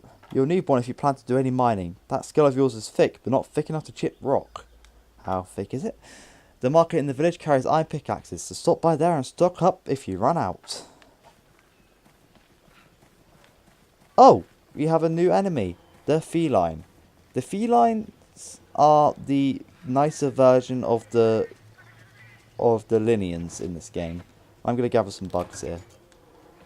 Oh, and you get spywebs here as well. But the Linians will only attack if provoked. So if I was to stab one of these, the other two would come after me and will try and murder me. They do this by throwing bombs at you, basically. But if we go into Area 4, good, there should be iron ore somewhere in this cave. Check every cranny, don't overlook the nooks. If you get lost, find your way out of the cave by heading in any direction you see a dim patch of light. So if you look, this cave is pretty bright now. It wasn't in the previous games. This was pitch black. Now, for the first secret area, or for a first secret, this is, you'll find, oh, we have Melinxes here. Now, Melinxes near the cat statues, which are here, are very friendly. They do not attack you, and we also have a bug gathering point. Now, Melinxes are the more violent versions of the Linians, and they will attack you even if unprovoked. They basically charge at you and they'll steal any item off you. If you have Velvine, however, they won't steal, they'll just take the Velvine. Now if they do steal an item that's important to you, you can come here and gather here. Now I'll fight nothing because the Melinxes haven't done anything to me, but if they had stolen something, I would have picked it up then. It's just a nice way of getting your items back. Now, if we get into this area properly, I'm going to put the torch up just to make sure this place is light enough for you, but you really don't need it. Now, if I get the pickaxe out. Once you reach a spot where you can mine for ore, you'll see the mining icon. If you have a pickaxe, you mine by pressing the A button. Leave it. Yeah, if you press R and A at the same time, you can mine with the torch out. But nice work, kid. Now all you got to do is take that to the master blacksmith in the smithy. You can mine for ores wherever you see large cracks in stone walls. You might also notice some big coloured rocks on the ground you can mine. Spot a few and soon you'll see them everywhere. Anyway, now you've done what you set out to do, it's high time you headed back to the village. But I'm going to keep mining until I run out of pickaxes, essentially, because getting a backlog of ore is the getting a backlog of any items you need for combining or crafting, it is one of those things you want to do, because you don't want to be suddenly stuck. Like, if you have to hunt a monster to get something, that's fair enough. But if you have to get mining, it can get very boring after a while, I find. Now, over here, if you mine near too close to here, You hear crumbling, and this will drop down. This is a Giggy. Now, they are terrified of light, so I'll put a torch out. And now he's coming near me. Now, his only attack... Come on. Attack me. Is he'll latch onto you, and he'll slowly drain your health. Now, to get him off, just roll. Now, luckily... Giggies are not that strong. He says as he takes 5 million slashes to kill it. And they're worth quite a bit. Now if you carve a Giggy, you can get like monster fluids and pear. You can get some nice things from Giggies. There's something you do want to mine. Now, you could go. I'm going to go up this way, and we're back in Area 6, the Carnivore's Nest. But I don't want to be here. So we're slowly getting more areas open up in Moga Woods. It's nice. Also, Jaggies are starting to go out into Area 5. They'll also probably be in Area 7 if you go there, just to warn you. Sometimes there are Kelby there, sometimes there are Jaggy. In fact, just a proof of concept, let's go see if there are actually Jaggy there. I do need to gather some bugs though, so I will be staying in the for a little longer. Now, as you saw, the bone axe needs mashlite ore. Mashlite ore is the next tier up from iron ore, and it is quite rare, I find. I've been able to get dragonite ore, which is like the top tier of this rank. Oh no! Neither of them are here. These are Alterovs. Now, Alterovs are very strange. As you can see, their AI isn't the best in the world. Let's separate them. But after a while, they will turn to any mushroom patch nearby, and they will go towards it. The Alterov will... Oh, come on, Alterov. You're so bloody slow. The Alterovs will put it in their mouth, chew it, you know. And then their backside will inflate. If you kill them at this point, you'll get a shiny drop. But all Alterovs in the area will be angry at you, and they're out for blood. You can get some generally good carbs, generally good shinies. That's except for poisoning them. That's the only way you can get any items from an Alterov, is by waiting for them to inflate themselves like that. I'm kind of glad I actually went to Area 7 now, because I would have never seen that. And we're back here. There'll be Alterovs here as well for the bug, for the mushrooms, but yeah. Actually, I'm gonna kill a feline. So as you can see, look, they have barrels which explode. Now, when a cat dies, it will just get up and it will bury itself on the ground. You can get a shiny. In this case, it's a round acorn. They can drop paw print stamps as well. And if a Melinx has stolen your item and you kill it, it will dig underground and it will leave the item it stole. No, it won't. It won't leave the item it stole, because as soon as you slash at it, your item just gets given back to you. God. There's usually another gathering point here, but it's not appearing right now. I guess I have to wait until more of Moga Woods become available to me. Yeah, there are a lot more areas. Okay, you're almost back to our village. My wise ancestors said the life of the village is tied to the land around it. They were right. As you explore, collect resources and carve items, you'll find your life in Moga all the more enriched.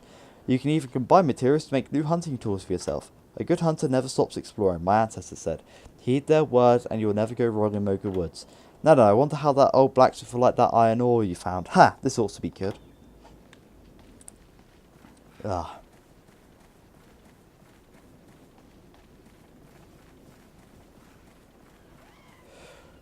This has a lot of talk. The reason I'm getting all this out is because all these bits out is later on I don't have to talk as much. I can just be silent and the game will speak for itself. Round acorns are resource items, so they can give you resource points. Okay, so let's talk to the chief's son first. Oh, These villager requests are DLC requests from Cha-Cha, who we haven't met yet.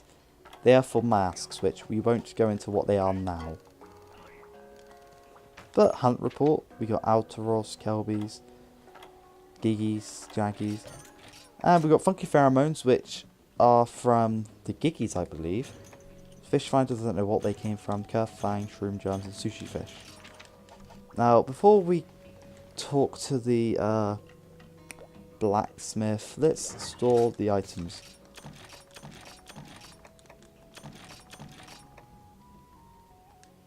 We'll store 6 of the iron ores.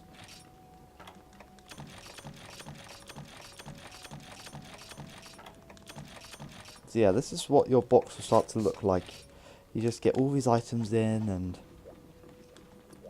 your box will fill fast. So let's talk to the artisan.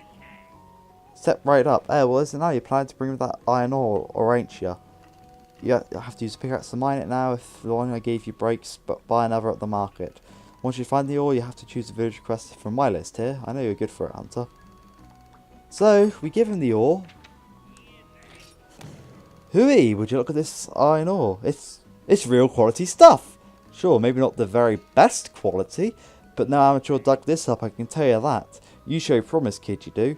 If this is what you do with one dinky iron pickaxe, well, I'm predicting some superb materials in your future. Seems like you've had a little lesson upgrading. It's less as important as forging, believe you and me. Oh, it's just as important. Upgrading is for when you want to enhance arms or armor you already own. It's leagues cheaper than forging from scratch. Don't be afraid to upgrade your favourite equipment all you like. Oh, and you can check your fancy hunter's note there for the nitty gritty details. So, suddenly everyone wants to speak to us again. So, if we look at the upgrades of the switch axe, we still need earth crystals. We got a carpenter bucket this time. So let's talk to this kid. Hunter, I want to give you something. It's a bug net I made myself. There are tons and tons of insects in the Moga woods. If you see any in thickets, just swing at them with this. Some bugs glow and some can be used to make medicines. Lots of stuff, really. Hunter like you can figure it out. I made the bug net pretty good, I think, but if it breaks, you can buy more at the village market. Have fun. Now, the reason he keeps saying iron pickaxe, despite the fact that it's a mega pickaxe he gives you, is that in Try, he actually gave you the iron pickaxe, and none of the text was changed. Anyway, now the chief's son wants to talk to us.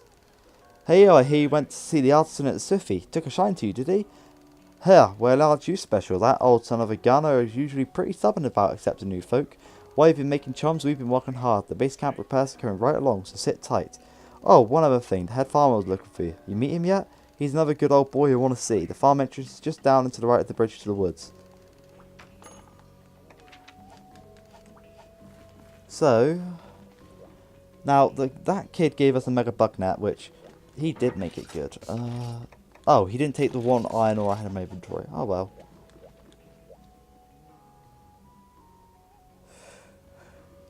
Anyway, the village chief wants to speak to us now. Everyone wants to speak to us.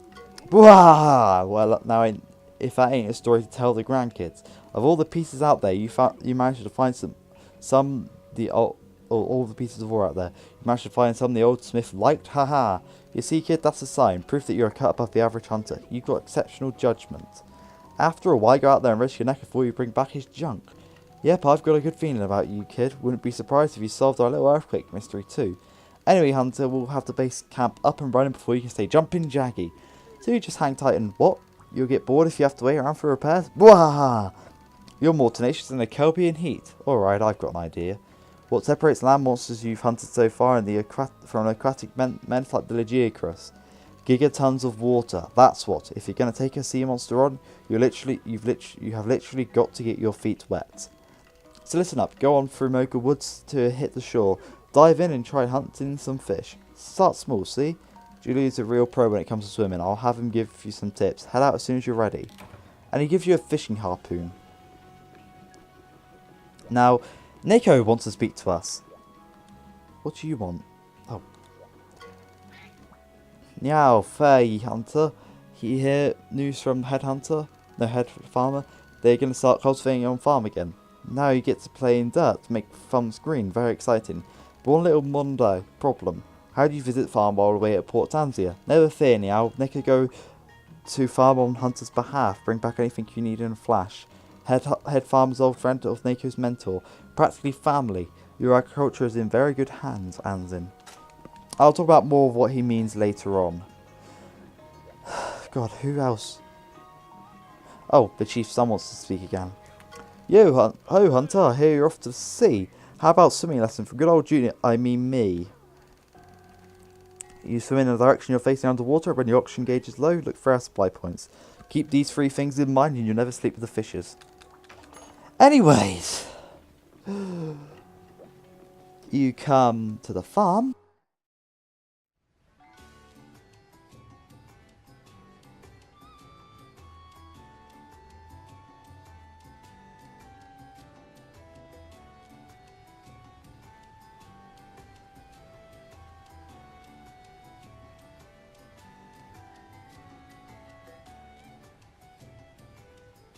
And we have two new people to talk to. Chicory. Veggies, veggies, veggies! There's more to meals than meat now. During the health boom a while back, a lot of us felines decided to go organic. So the Moga farm is chemical and additive free. We use absolutely no giggy extract pesticides ever. That just sounds disgusting. That's why our vegetables might not be the prettiest, but they are definitely the most tasty now. Oh, and about the earthquakes. It scared me out so much I scampered away, but then I felt ashamed. So here I am, Nia. To prove I'm a friend you can count on, I'll give you my greatest treasure. It's a fresh sushi fish. They have the village chief's cub, son, use it to generate resources and we can really make progress on the farm. Say, wanna try giving me a new name? So just like Poogie, you can give her a new name. If you say no, she'll say it's Chicory forever. But I'm gonna give her a new name, and there's a lot of choices in these. Usually I make her Aloe, don't I? Yeah, you could be Aloe. I think she's what a beautiful name. Now, if we talk to head farmer. Hey there, well, would you look at that? One of my farming felines grew a spine and has come back to work. Now we can get back to planting. The farm belongs to the village, but I can set aside some land for you, seeing as how you're protecting us and all. If you want us to grow some plants or mushrooms, just bring them by and we'll take care of it while you're off questing. It's a cinch. All you gotta do is pick up the plants you'd like us to raise. If you're at the point and you can't get back to the farm, just give your requests to Nako and he'll pass them along to us. Tell you what, since you're busy and all, you can even ask us to grow several of the same plants in succession. Where in the woods or on a quest, we can grow one plant. So order more and you'll have to come by as often. Keep bringing us useful plants like herbs or blue mushrooms, we'll raise them for you. Least we can do. Oh, and go and say hi to the feline who just came back. Best not to be rude to the folks to help you out. If you can embolden more felines to get back to work, we'd be able to cultivate more crops at once. That'd help both of us, Hunter. Working this place with so little help is doing a real number on my bursitis. So we can view the farm stats, which as we see, aloe is ready and we have a level 1 field and level 1 shrooms. The crop box, aloe's crop box there, we have nothing. Cultivate. Now, aloe is ready to cultivate, so if we choose her, we can choose a source. Now, we have herbs or blue mushrooms right now. So if we tell her to cultivate herbs, it'll automatically tell you that she's going to be in the level 1 field. Then enrich. Now, we found dung earlier, which is what you use as fertilizer. Now, enrich is the fertilizers, so the better fertilizers you use, the better the product, well, the more you're going to get out the other end. So if you use supersized dung or fertile mud, you're going to get a lot of this. Then cycles, this is how many times she'll farm it. Now, right now, because the field's level 1, she can only do 3 in a row. So, we go back, and then Aloe has run over to start farming. Now, Poogie's here. So I'm going to quickly snuggle him.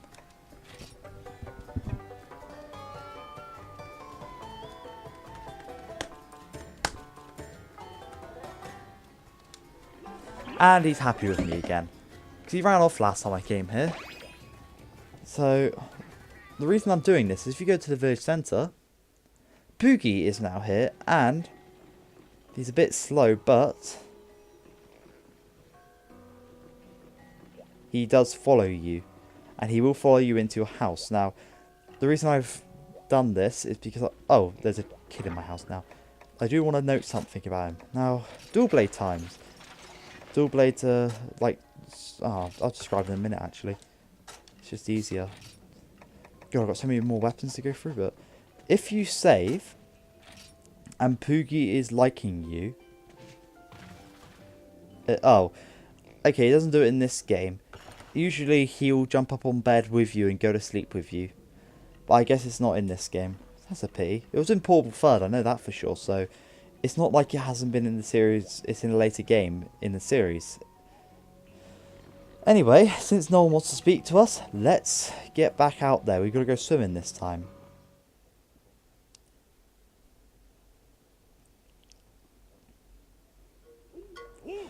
Hey, it's me, Junior. I mean the Chief's son. Listen, I heard about that oil mine. Not bad.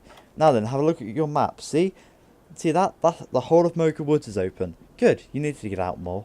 Now you can hike straight through the forest all the way to the sea. And that's good because I'd like you to go and hunt one of the mollids that swim around there. A mollid would be good practice for hunting underwater, and I'll wager you could use the practice. Besides, it'd make a great gift for that gal in charge of finding you the guild quest. Now, once you're ready, set out for the sea in Area 11. Now, there are actually quite a few ways to get to Area 11. So, the first way I'm going to show you, well, first we've got Area 9, 10, 11, and 12. They're unlocked. There are a few ways to get to these areas. First one I'll show you is a general one. Because if you go to the base camp now, actually no, wait, before all that, I'll show you the dual blades. So the dual blades, when you get them out, they equip with both hands. Now, dual blades are generally combo and weapons like sword and shield. But if you notice, there's another gauge next to the sharpness level. This is unique to the dual blades, and it is the demonized bar. If you press R, you'll start glowing, and you'll do the demon's dance. If you fill that bar up, even as you can see, the demon's dance uses all your stamina. If you fill the bar up, that will show you how long you can do the demon's dance for after running out of stamina. Which I'm not going to carve these guys because I'm a bit lazy. But yeah, as you go along, that bar will drain. So this is a very good weapon for getting damage out quickly. But the only drawback is it has low attack compared to other weapons. Wondering how the camp is coming along, eh? We put those rules so you can gather to good use and fix it right up. It's all back to how it used to be. Now won't you see that quest scout? I hit you 24/7 to get things ready over there. Let's hope you show the same dedication, Hunter. So this is what the camp normally looks like. You got the blue box, the red box, and a bed.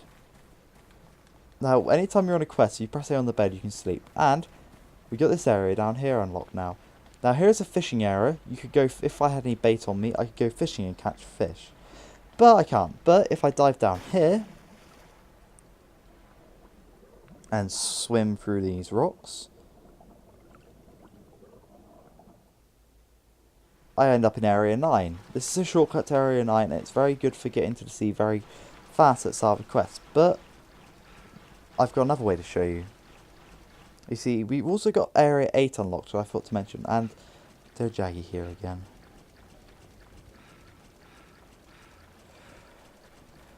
Oh god, this is going to be a very long episode to upload to YouTube. I'm just looking at it and I'm dreading it. Because like a 20-minute video can take hours to upload, so this is going to take days.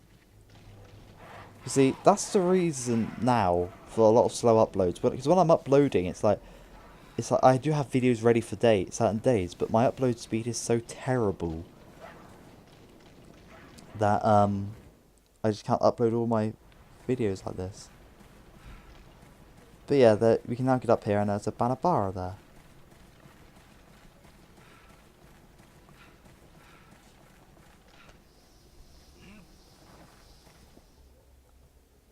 So this is Area 8. Now, there usually Jackie's up here. This is the nest area. Now, usually when you gather here, you can pick up eggs, but we can't yet. There's a dead carcass here. I'll be back. Okay, barring any more interruptions.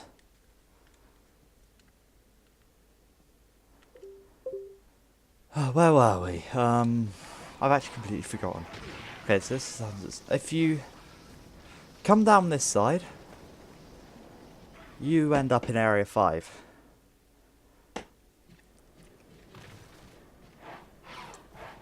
I've been forcibly interrupted more times than ever. Oh yeah, I forgot. If you press the plus button, you do a kick. Which, if I can, it does damage. So you could kick a monster to death. Although the amount of kicks it would take, it's not worth it. So area 9, is there... The gathering point isn't here, so they obviously don't want to know us to know about that yet. Ugh. I'd say I feel a lot better after that though. I had dinner and it was just... Ugh, nice. Anyway. Aren't I supposed to get a message about swimming now? Anyway, if we go over here, there is another fishing point. This is the main fishing point that you should really use in Moga Woods. And we have new monsters over there, Epioth. But they're sea monsters, so let's go fight in the ocean in a second. But over here, there's some gathering points. And oh, I forgot one of the most important gathering points, which you would miss if you didn't know about. I didn't know about this for such a long time.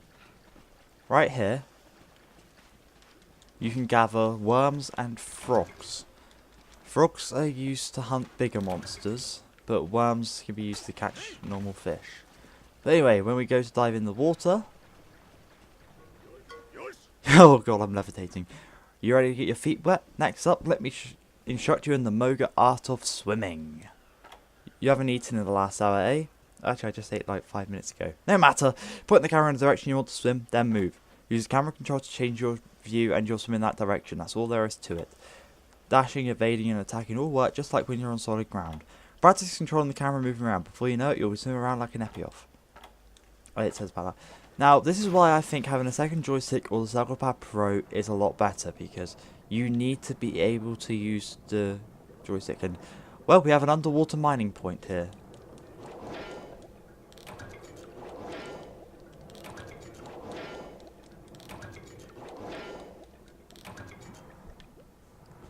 So, let's look at these Epioth. Oh yeah, there's one other thing I ought to tell you about when you're swimming. Try not to drown. If you look at the left side of your screen, you'll see a vertical bar. That's your oxygen gauge. If it bottoms out, you won't be able to breathe. That will make your health gauge gradually decrease. Fortunately, there are 3 ways to refill your oxygen gauge before you become bunkmates with the fishes. You can swim to the surface and take a breath, refill at an air supply point, or use an oxygen restoration item. You recognise the air supply points from the bubbles percolating out of the ocean floor. Once you get used to the camera controls, you should have no problems finding these life-giving bubbles.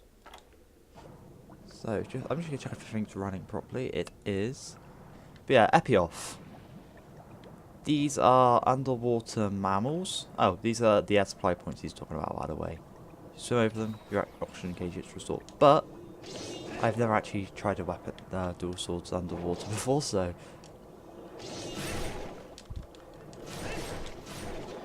They give 8 points. They're generally big. They're not carnivore maybe, but because they're underwater, they are worth more automatically.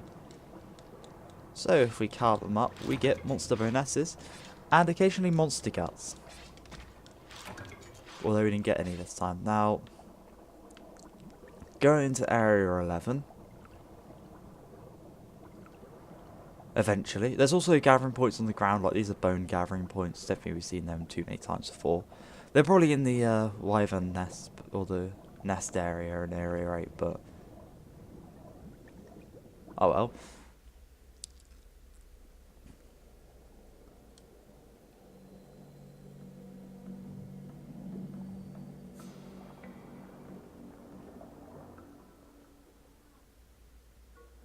See that fish with the long flat body? You can't miss it, right?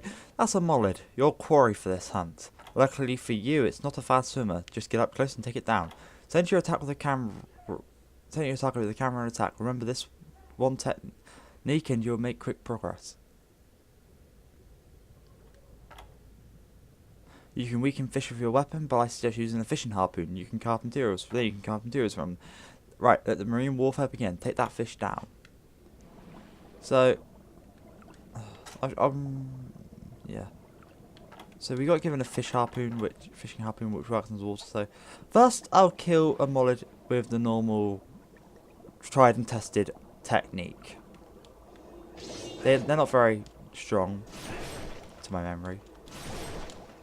Good work, Hunter. You keep this up and you might earn the right to call me Junior someday. So how do you like hunting underwater using the camera to track your target? That's a trick. Just between you and me, the return to village option has now been added to your game menu. Choose this option to zip right back to Moga village. It sure beats hoofing it. Once you get back to the village, talk to the girl with all the quest info. She's starting to get impatient. So, if we attack them like that, they'll swim off. But if we use the fishing harpoon, they die in one hit for one, and their body stays still because we basically grappled onto them before they could fly off, swim off, and we get a big fin. Now, later on in this area, you'll get jellyfish in the area, you'll get sharks and the other thing. So this is area 12, the underwater nest. Now, you can only get to this area for underwater. It's pretty much an open cave underwater. Look, you might be able to get to the surface using this cave, who knows. And we have a green ore rock. This is where you can get aqua jewels, and you can get this is where I find mashlite ore is the most common. See, there's mashlite ore.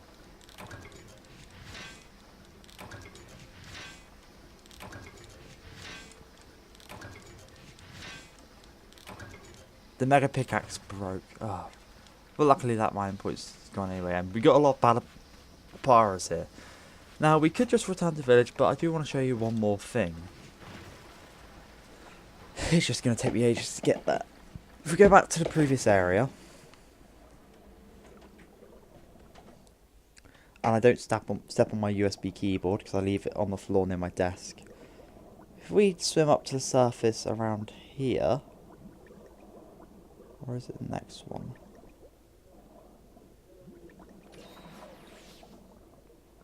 Nope, it's the next one. This is just an air bubble.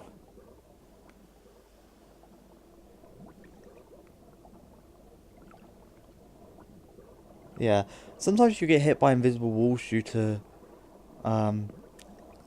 hitboxes on the colliders and stuff being a bit iffy. But if you come up here, you can climb. Now, in Monster Hunter 4 and 4 Ultimate, if those have come out at this time, climbing has been improved so much. You can bloody run up walls practically. But yeah, this is another way to get back to Area 8. And if you jump off, this is a very quick way to get to Area 11. And that's pretty much all there is to Moga Village, to Moga Woods. So let's return to the village and see what people want from us. Oh, everyone wants to speak. Oh, God. Okay, Wyverian Artisan, you first. Hey, Hunter, you seem to be doing pretty well for yourself, eh? Now you're working for the Hunters Guild? That ought to heat things up for you. Ha ha ha. Anyway, I thought I'd give you a little something. You did bring me all that fine ore after all. This here is an armor sphere. Normally you get these treasures from mining. You can use them to upgrade your armor. Go ahead and look see my menu, the armor craft, and then upgrade armor. Got that? And don't forget to flip through your hunter's note for the details. Go on, take it. So he gives you a couple armor spheres. How many does he give you? 5. So you get 5 armor spheres, and that's enough to upgrade all of these one stage. I don't need that personally, but you might. Talk to the outfitter. Hey, good to see you. Guess what? I'm throwing a celebration in honor of the base camp getting fixed. I just got some killer sets of armor you need. This stuff was top notch in my virtual combat testing. You'll definitely want to pick up a set. Start saving now. So, if you look at the armor, she has now got hunter's helmets. She only get like one more set and then she'll stop. Chief's son! Nice work with the mollet hunting. You take to the water like you have gills, but don't forget what you've learned. Oh, I nearly forgot. I hear that sweetheart from the guild has a message for you. Better go see her if you haven't yet. Hunt reports. That's what I came in for. Fish finder's probably from the mollet actually. Who else wants to speak to me here? Is that the chief's bubble? Yeah, that's the chief's bubble. Village chief. Well, look who's back. How's the swimming go? Are you one of the fishies now? Heh. I know it's tricky, especially if you're used to hunting on level ground. In the water, you have to maneuver up and down. At least you've got a good set of lungs, kid. Or so I hear. Don't let a little water scare you off. Now, the moment you've been waiting for, the part where I pay you. I had to scrape the bottom of the Pookie Bank for this one. So that's it. From now on, you got to earn your own keep. So he has paid us in full now. Neko doesn't have anything to say, but the Galvagus does. There you are, where have you been? I thought we had an agreement. You visit me daily and I won't try to hunt you down. Anyway, I got some fancy new items in. They immediately made me think of you. Of course, most things make you think of you, brave hunters type armor, air. Anyway, they're books of combos. I'm sure you've been combining items, right? Right? With a book of combos in your item pouch, the rate of your success at combining rises. Convenient, no? One book boosts your success rate slightly. 2 books by even more. With 3 books, you get the picture. You do have to sacrifice pouch space, but you'll be less likely to end up with garbage. Think of the environment. I only had the first 2 volumes in stock so far, but I think they're must-haves. Buy them, or not. Now, I'm going to buy those 2 books of combos, because they are very useful. But I'm only going to put them in the box.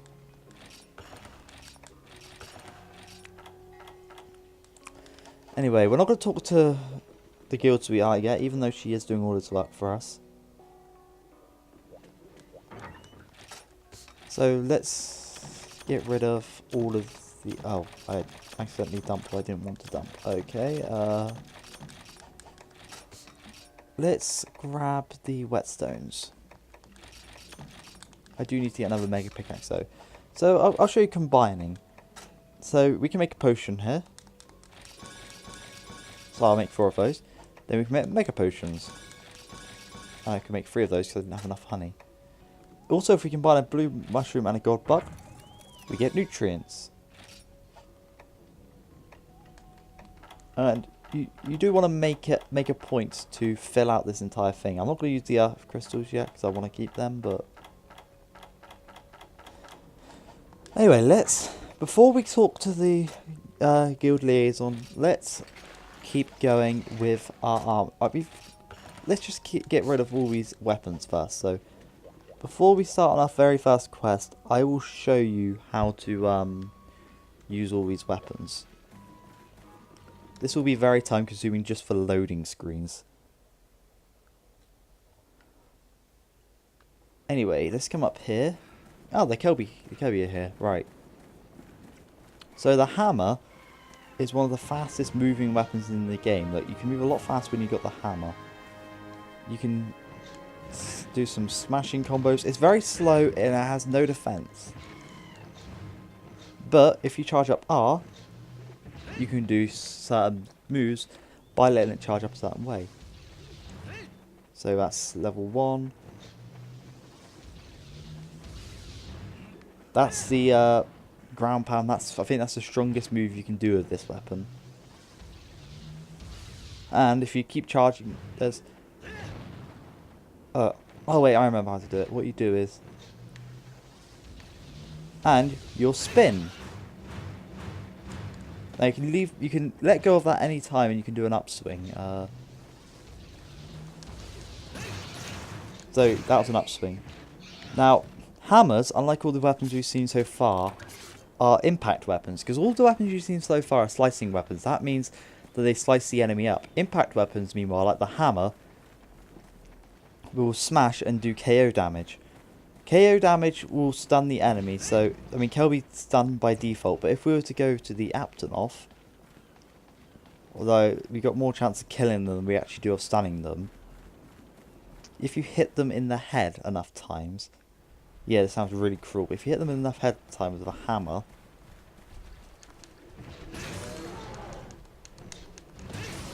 damn it, that one didn't do it. Wait, Aptonoff, come over here. Come over here.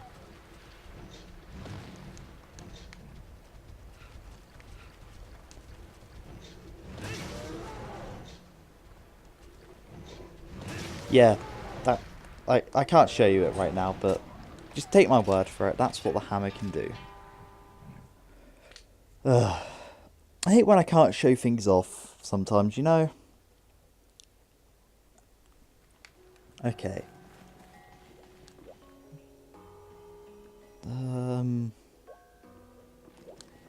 Manage equipments. Oh, we got the hunting horn next. This is Archenhold's other weapon of choice. Yeah, I use hunting horn and longsword on my other account. But so yeah, I do know a lot about the hunting horn due to the fact that I do regularly use it. Now, the hunting horn is a very special weapon. It also does impact weapon damage like the hammer. But if you notice by my sharpness meter, we've got yet another icon. This is your song thing. This is a horn after all. If you go to status, no, equipment even, you'll notice that you've got 3 notes, blue, red and white. If you keep going through your list, you'll have combos. So white, white, self-improvement. And you've got songs you can do. This is how you buff yourself. And to do these notes, you just swing your weapon around. So you can notice that I do a self-improvement thing. That's movement speed up, so I move a lot faster when I'm holding my hunting horn now. And attack damage prevention. This means that no matter what I do, my hunting horn will go through things. Because you've got a sharpness meter for a reason. Basically, after a while, if you encounter monsters, my yellow sharpness hunting horn would bounce off with attack reflection prevention thing, whatever it's called. That'll stop that. That's red, and then we got blue, which is usually an overhead swing. So by combining different notes, you can do different things. Now, I should have noted, but I forgot, because I am a failure at life, that if you press plus while holding weapons, certain things will happen. Now, for the hunting horn, it would be as if you just did double A. It's just, and it's a red note. I think that's all I can show you about the hunting horn right now. I mean, there are some really cool notes you can do with a hunting horn. Now, that stab also, I forgot to know this. That stab, I think, does slice damage. I can't confirm it though, since some sources say it does, some sources say it doesn't. So if you want to, you can cut off, you can do slicing damage, which will be very important later on. Lances. Now, lances are very unique because they're the only weapon that change what type of damage they do. So because pretty much it depends on the monster you're fighting. If a monster, because monsters are weaker, some are weaker to slicing damage, some are weaker to impact damage. With the lance, it will choose whichever the monster is weaker to. So if the monster is weaker to slicing damage, it will slice. If it's impact damage, it will do impact damage instead. Now the lance has 2 moves normally. Front stab, up stab. And you could do any combination of it. It also has a shield. If you do X and A, you do that. If you do X and A while you're having the shield up, you do a dash. You can also do the dash if you press the plus button. Now, there's also, you can stab behind your shield. You also have a charge move for if you hold your shield up and you press A. So this one is generally a nice weapon, but I do have a couple of complaints, because if you press B, you just dash backwards instead of rolling out the way. So it's very hard to dodge with this weapon, but you're not really going to be with the shield. I do have a couple of complaints, which the fact is it's very slow and unwieldy for me. I personally don't like the lances that much. Oh, we're breezing through these. This is where it starts to get interesting though, because we've got the gun lance next. The gun lance is just like the lance though. If I can show you. Manage equipment. Yeah, I'll be skipping the switch axe and going straight to the bow gun after this one, because we're going to be using the switch axe throughout the whole game. I don't really need to do a short tutorial on it. So gun lances are very unique, because if you look up by our sharpness meter, we've got a reload thing and we got bullets. Because a gun lance is, as the name suggests, a gun. If we bring it out, I believe if you press... oh, is it just A on... No, it isn't. If you press R and then A, you'll reload. And if you press A... Well, if you press Z, look, you have stabbing moves. A is a gun. So, there are different types of bullet. There are different bullet types for the gun lance. One basically is a giant glorified cannon. And you can put them both together. You can put both of them together to do this thing. You've got different things. Yeah, that's the Wyvern's Breath, I think they called it. I'm not really a gun lance expert, but if you notice, you can't do it too much, and the weapon does glow a bit. It needs to cool down after doing something like that. You do lose your charging moves though. So you cannot charge, and it's it's one of those weapons I'm not really sure what to think about because with Lance, the idea is obviously you stay still and block and you can run off if needed with the charge move, but the gun Lance is purely a staying still and attacking to death kind of weapon. It's kind of good actually. But unlike what I really hope it would, you can't dodge that well with it, so we're switching the switch act.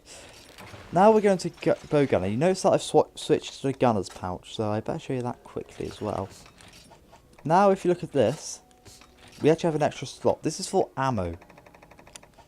We don't need ammo to show it off, luckily, because it comes with like a couple. It comes with like shot level 1, which I think is unlimited or something. But now I'm not that good with bow guns because I personally dislike the weapon. My girlfriend is brilliant with the bow gun. But when you press L, you'll notice that we have an extra inventory that can be scrolled with X and B. This is for bullets. Now we have normal S level 1, which is unlimited. So if we come up here and pull the weapon out, press X and we can reload. Now if we press R and you get a targeting reticule, double tap R and hold it. Oh, no, just double tap R. You get a target reticle. You press A and you shoot. And you can reload while you're in this zoomed mode. The only problem is, while in this zoomed mode, you cannot move. At least in this mode you can, and you can aim somewhat with the right joystick, but it's sort of unwieldy for me. Now, the bow guns are very good because they are ranged so you can see out the enemy's way, but one thing I should know about gunners is their armor, because there's two different types of armor in the game as well. There's the Blade Master and the Gunner's armor. Gunner's armor has more skills suited for gunners, obviously, and Blade Masters suit for more Blade Masters, but Gunner's armor is generally like half the strength of Blade Master's armor, because it's usually expected that a Blade Master is going to get smacked around a bit more. The light bow gun, there is a difference between the light bow gun and the heavy bow gun. I think the light bow gun is a bit faster, but the bullets kind of veer off a bit more. The heavy bow gun, meanwhile, is slower, but the shots don't have more power behind them, so they don't veer off their target a lot. Because you did notice that after a while, the bullets started to rise a bit. Because there's like a technical term for it in guns, but I don't know what it is. Now we have Northwest level 1 again, but it's red, which I believe means I can do something special. So let's pull it out and reload. And you know, it's the same idea as the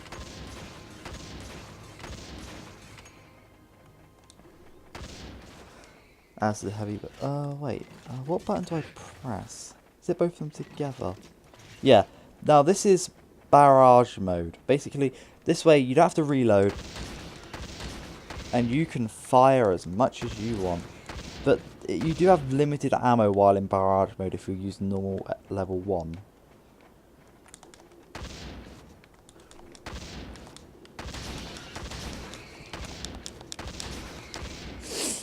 This could be very fun to use, but I'm not too sure myself. You have to get into barrage mode, you press X and A, and that's your only general difference. I didn't even get up because I'm like concentrated with my weapon. Ah, God. We're almost there. Now we have the bow, which out of all of the ranged weaponry, the bow is my favourite. And I'll show you why. Let's manage equipment, switch to the bow, and then sell the heavy bow gun. I might actually multi-use and have the bow as my other weapon, I don't know yet. Maybe I'll use bows when I get to high rank, because I do like to change my weapons between ranks sometimes.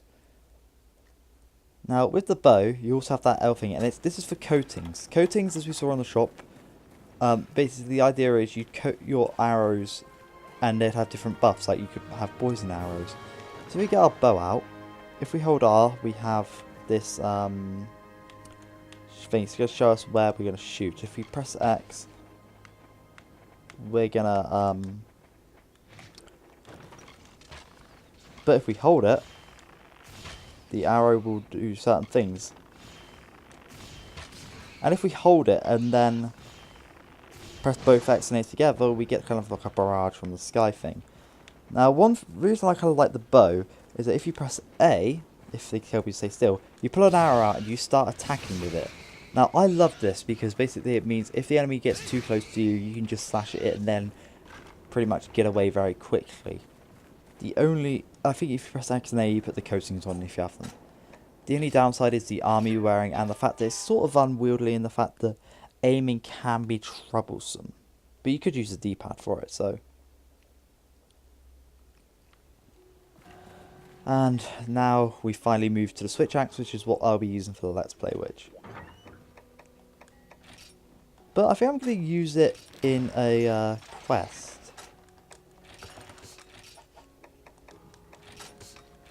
So let's remove our only potion, our mega potions.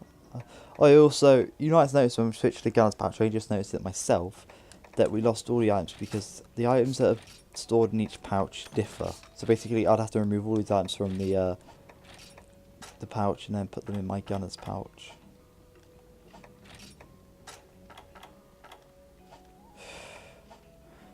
Oh dear God, this was a long-winded episode.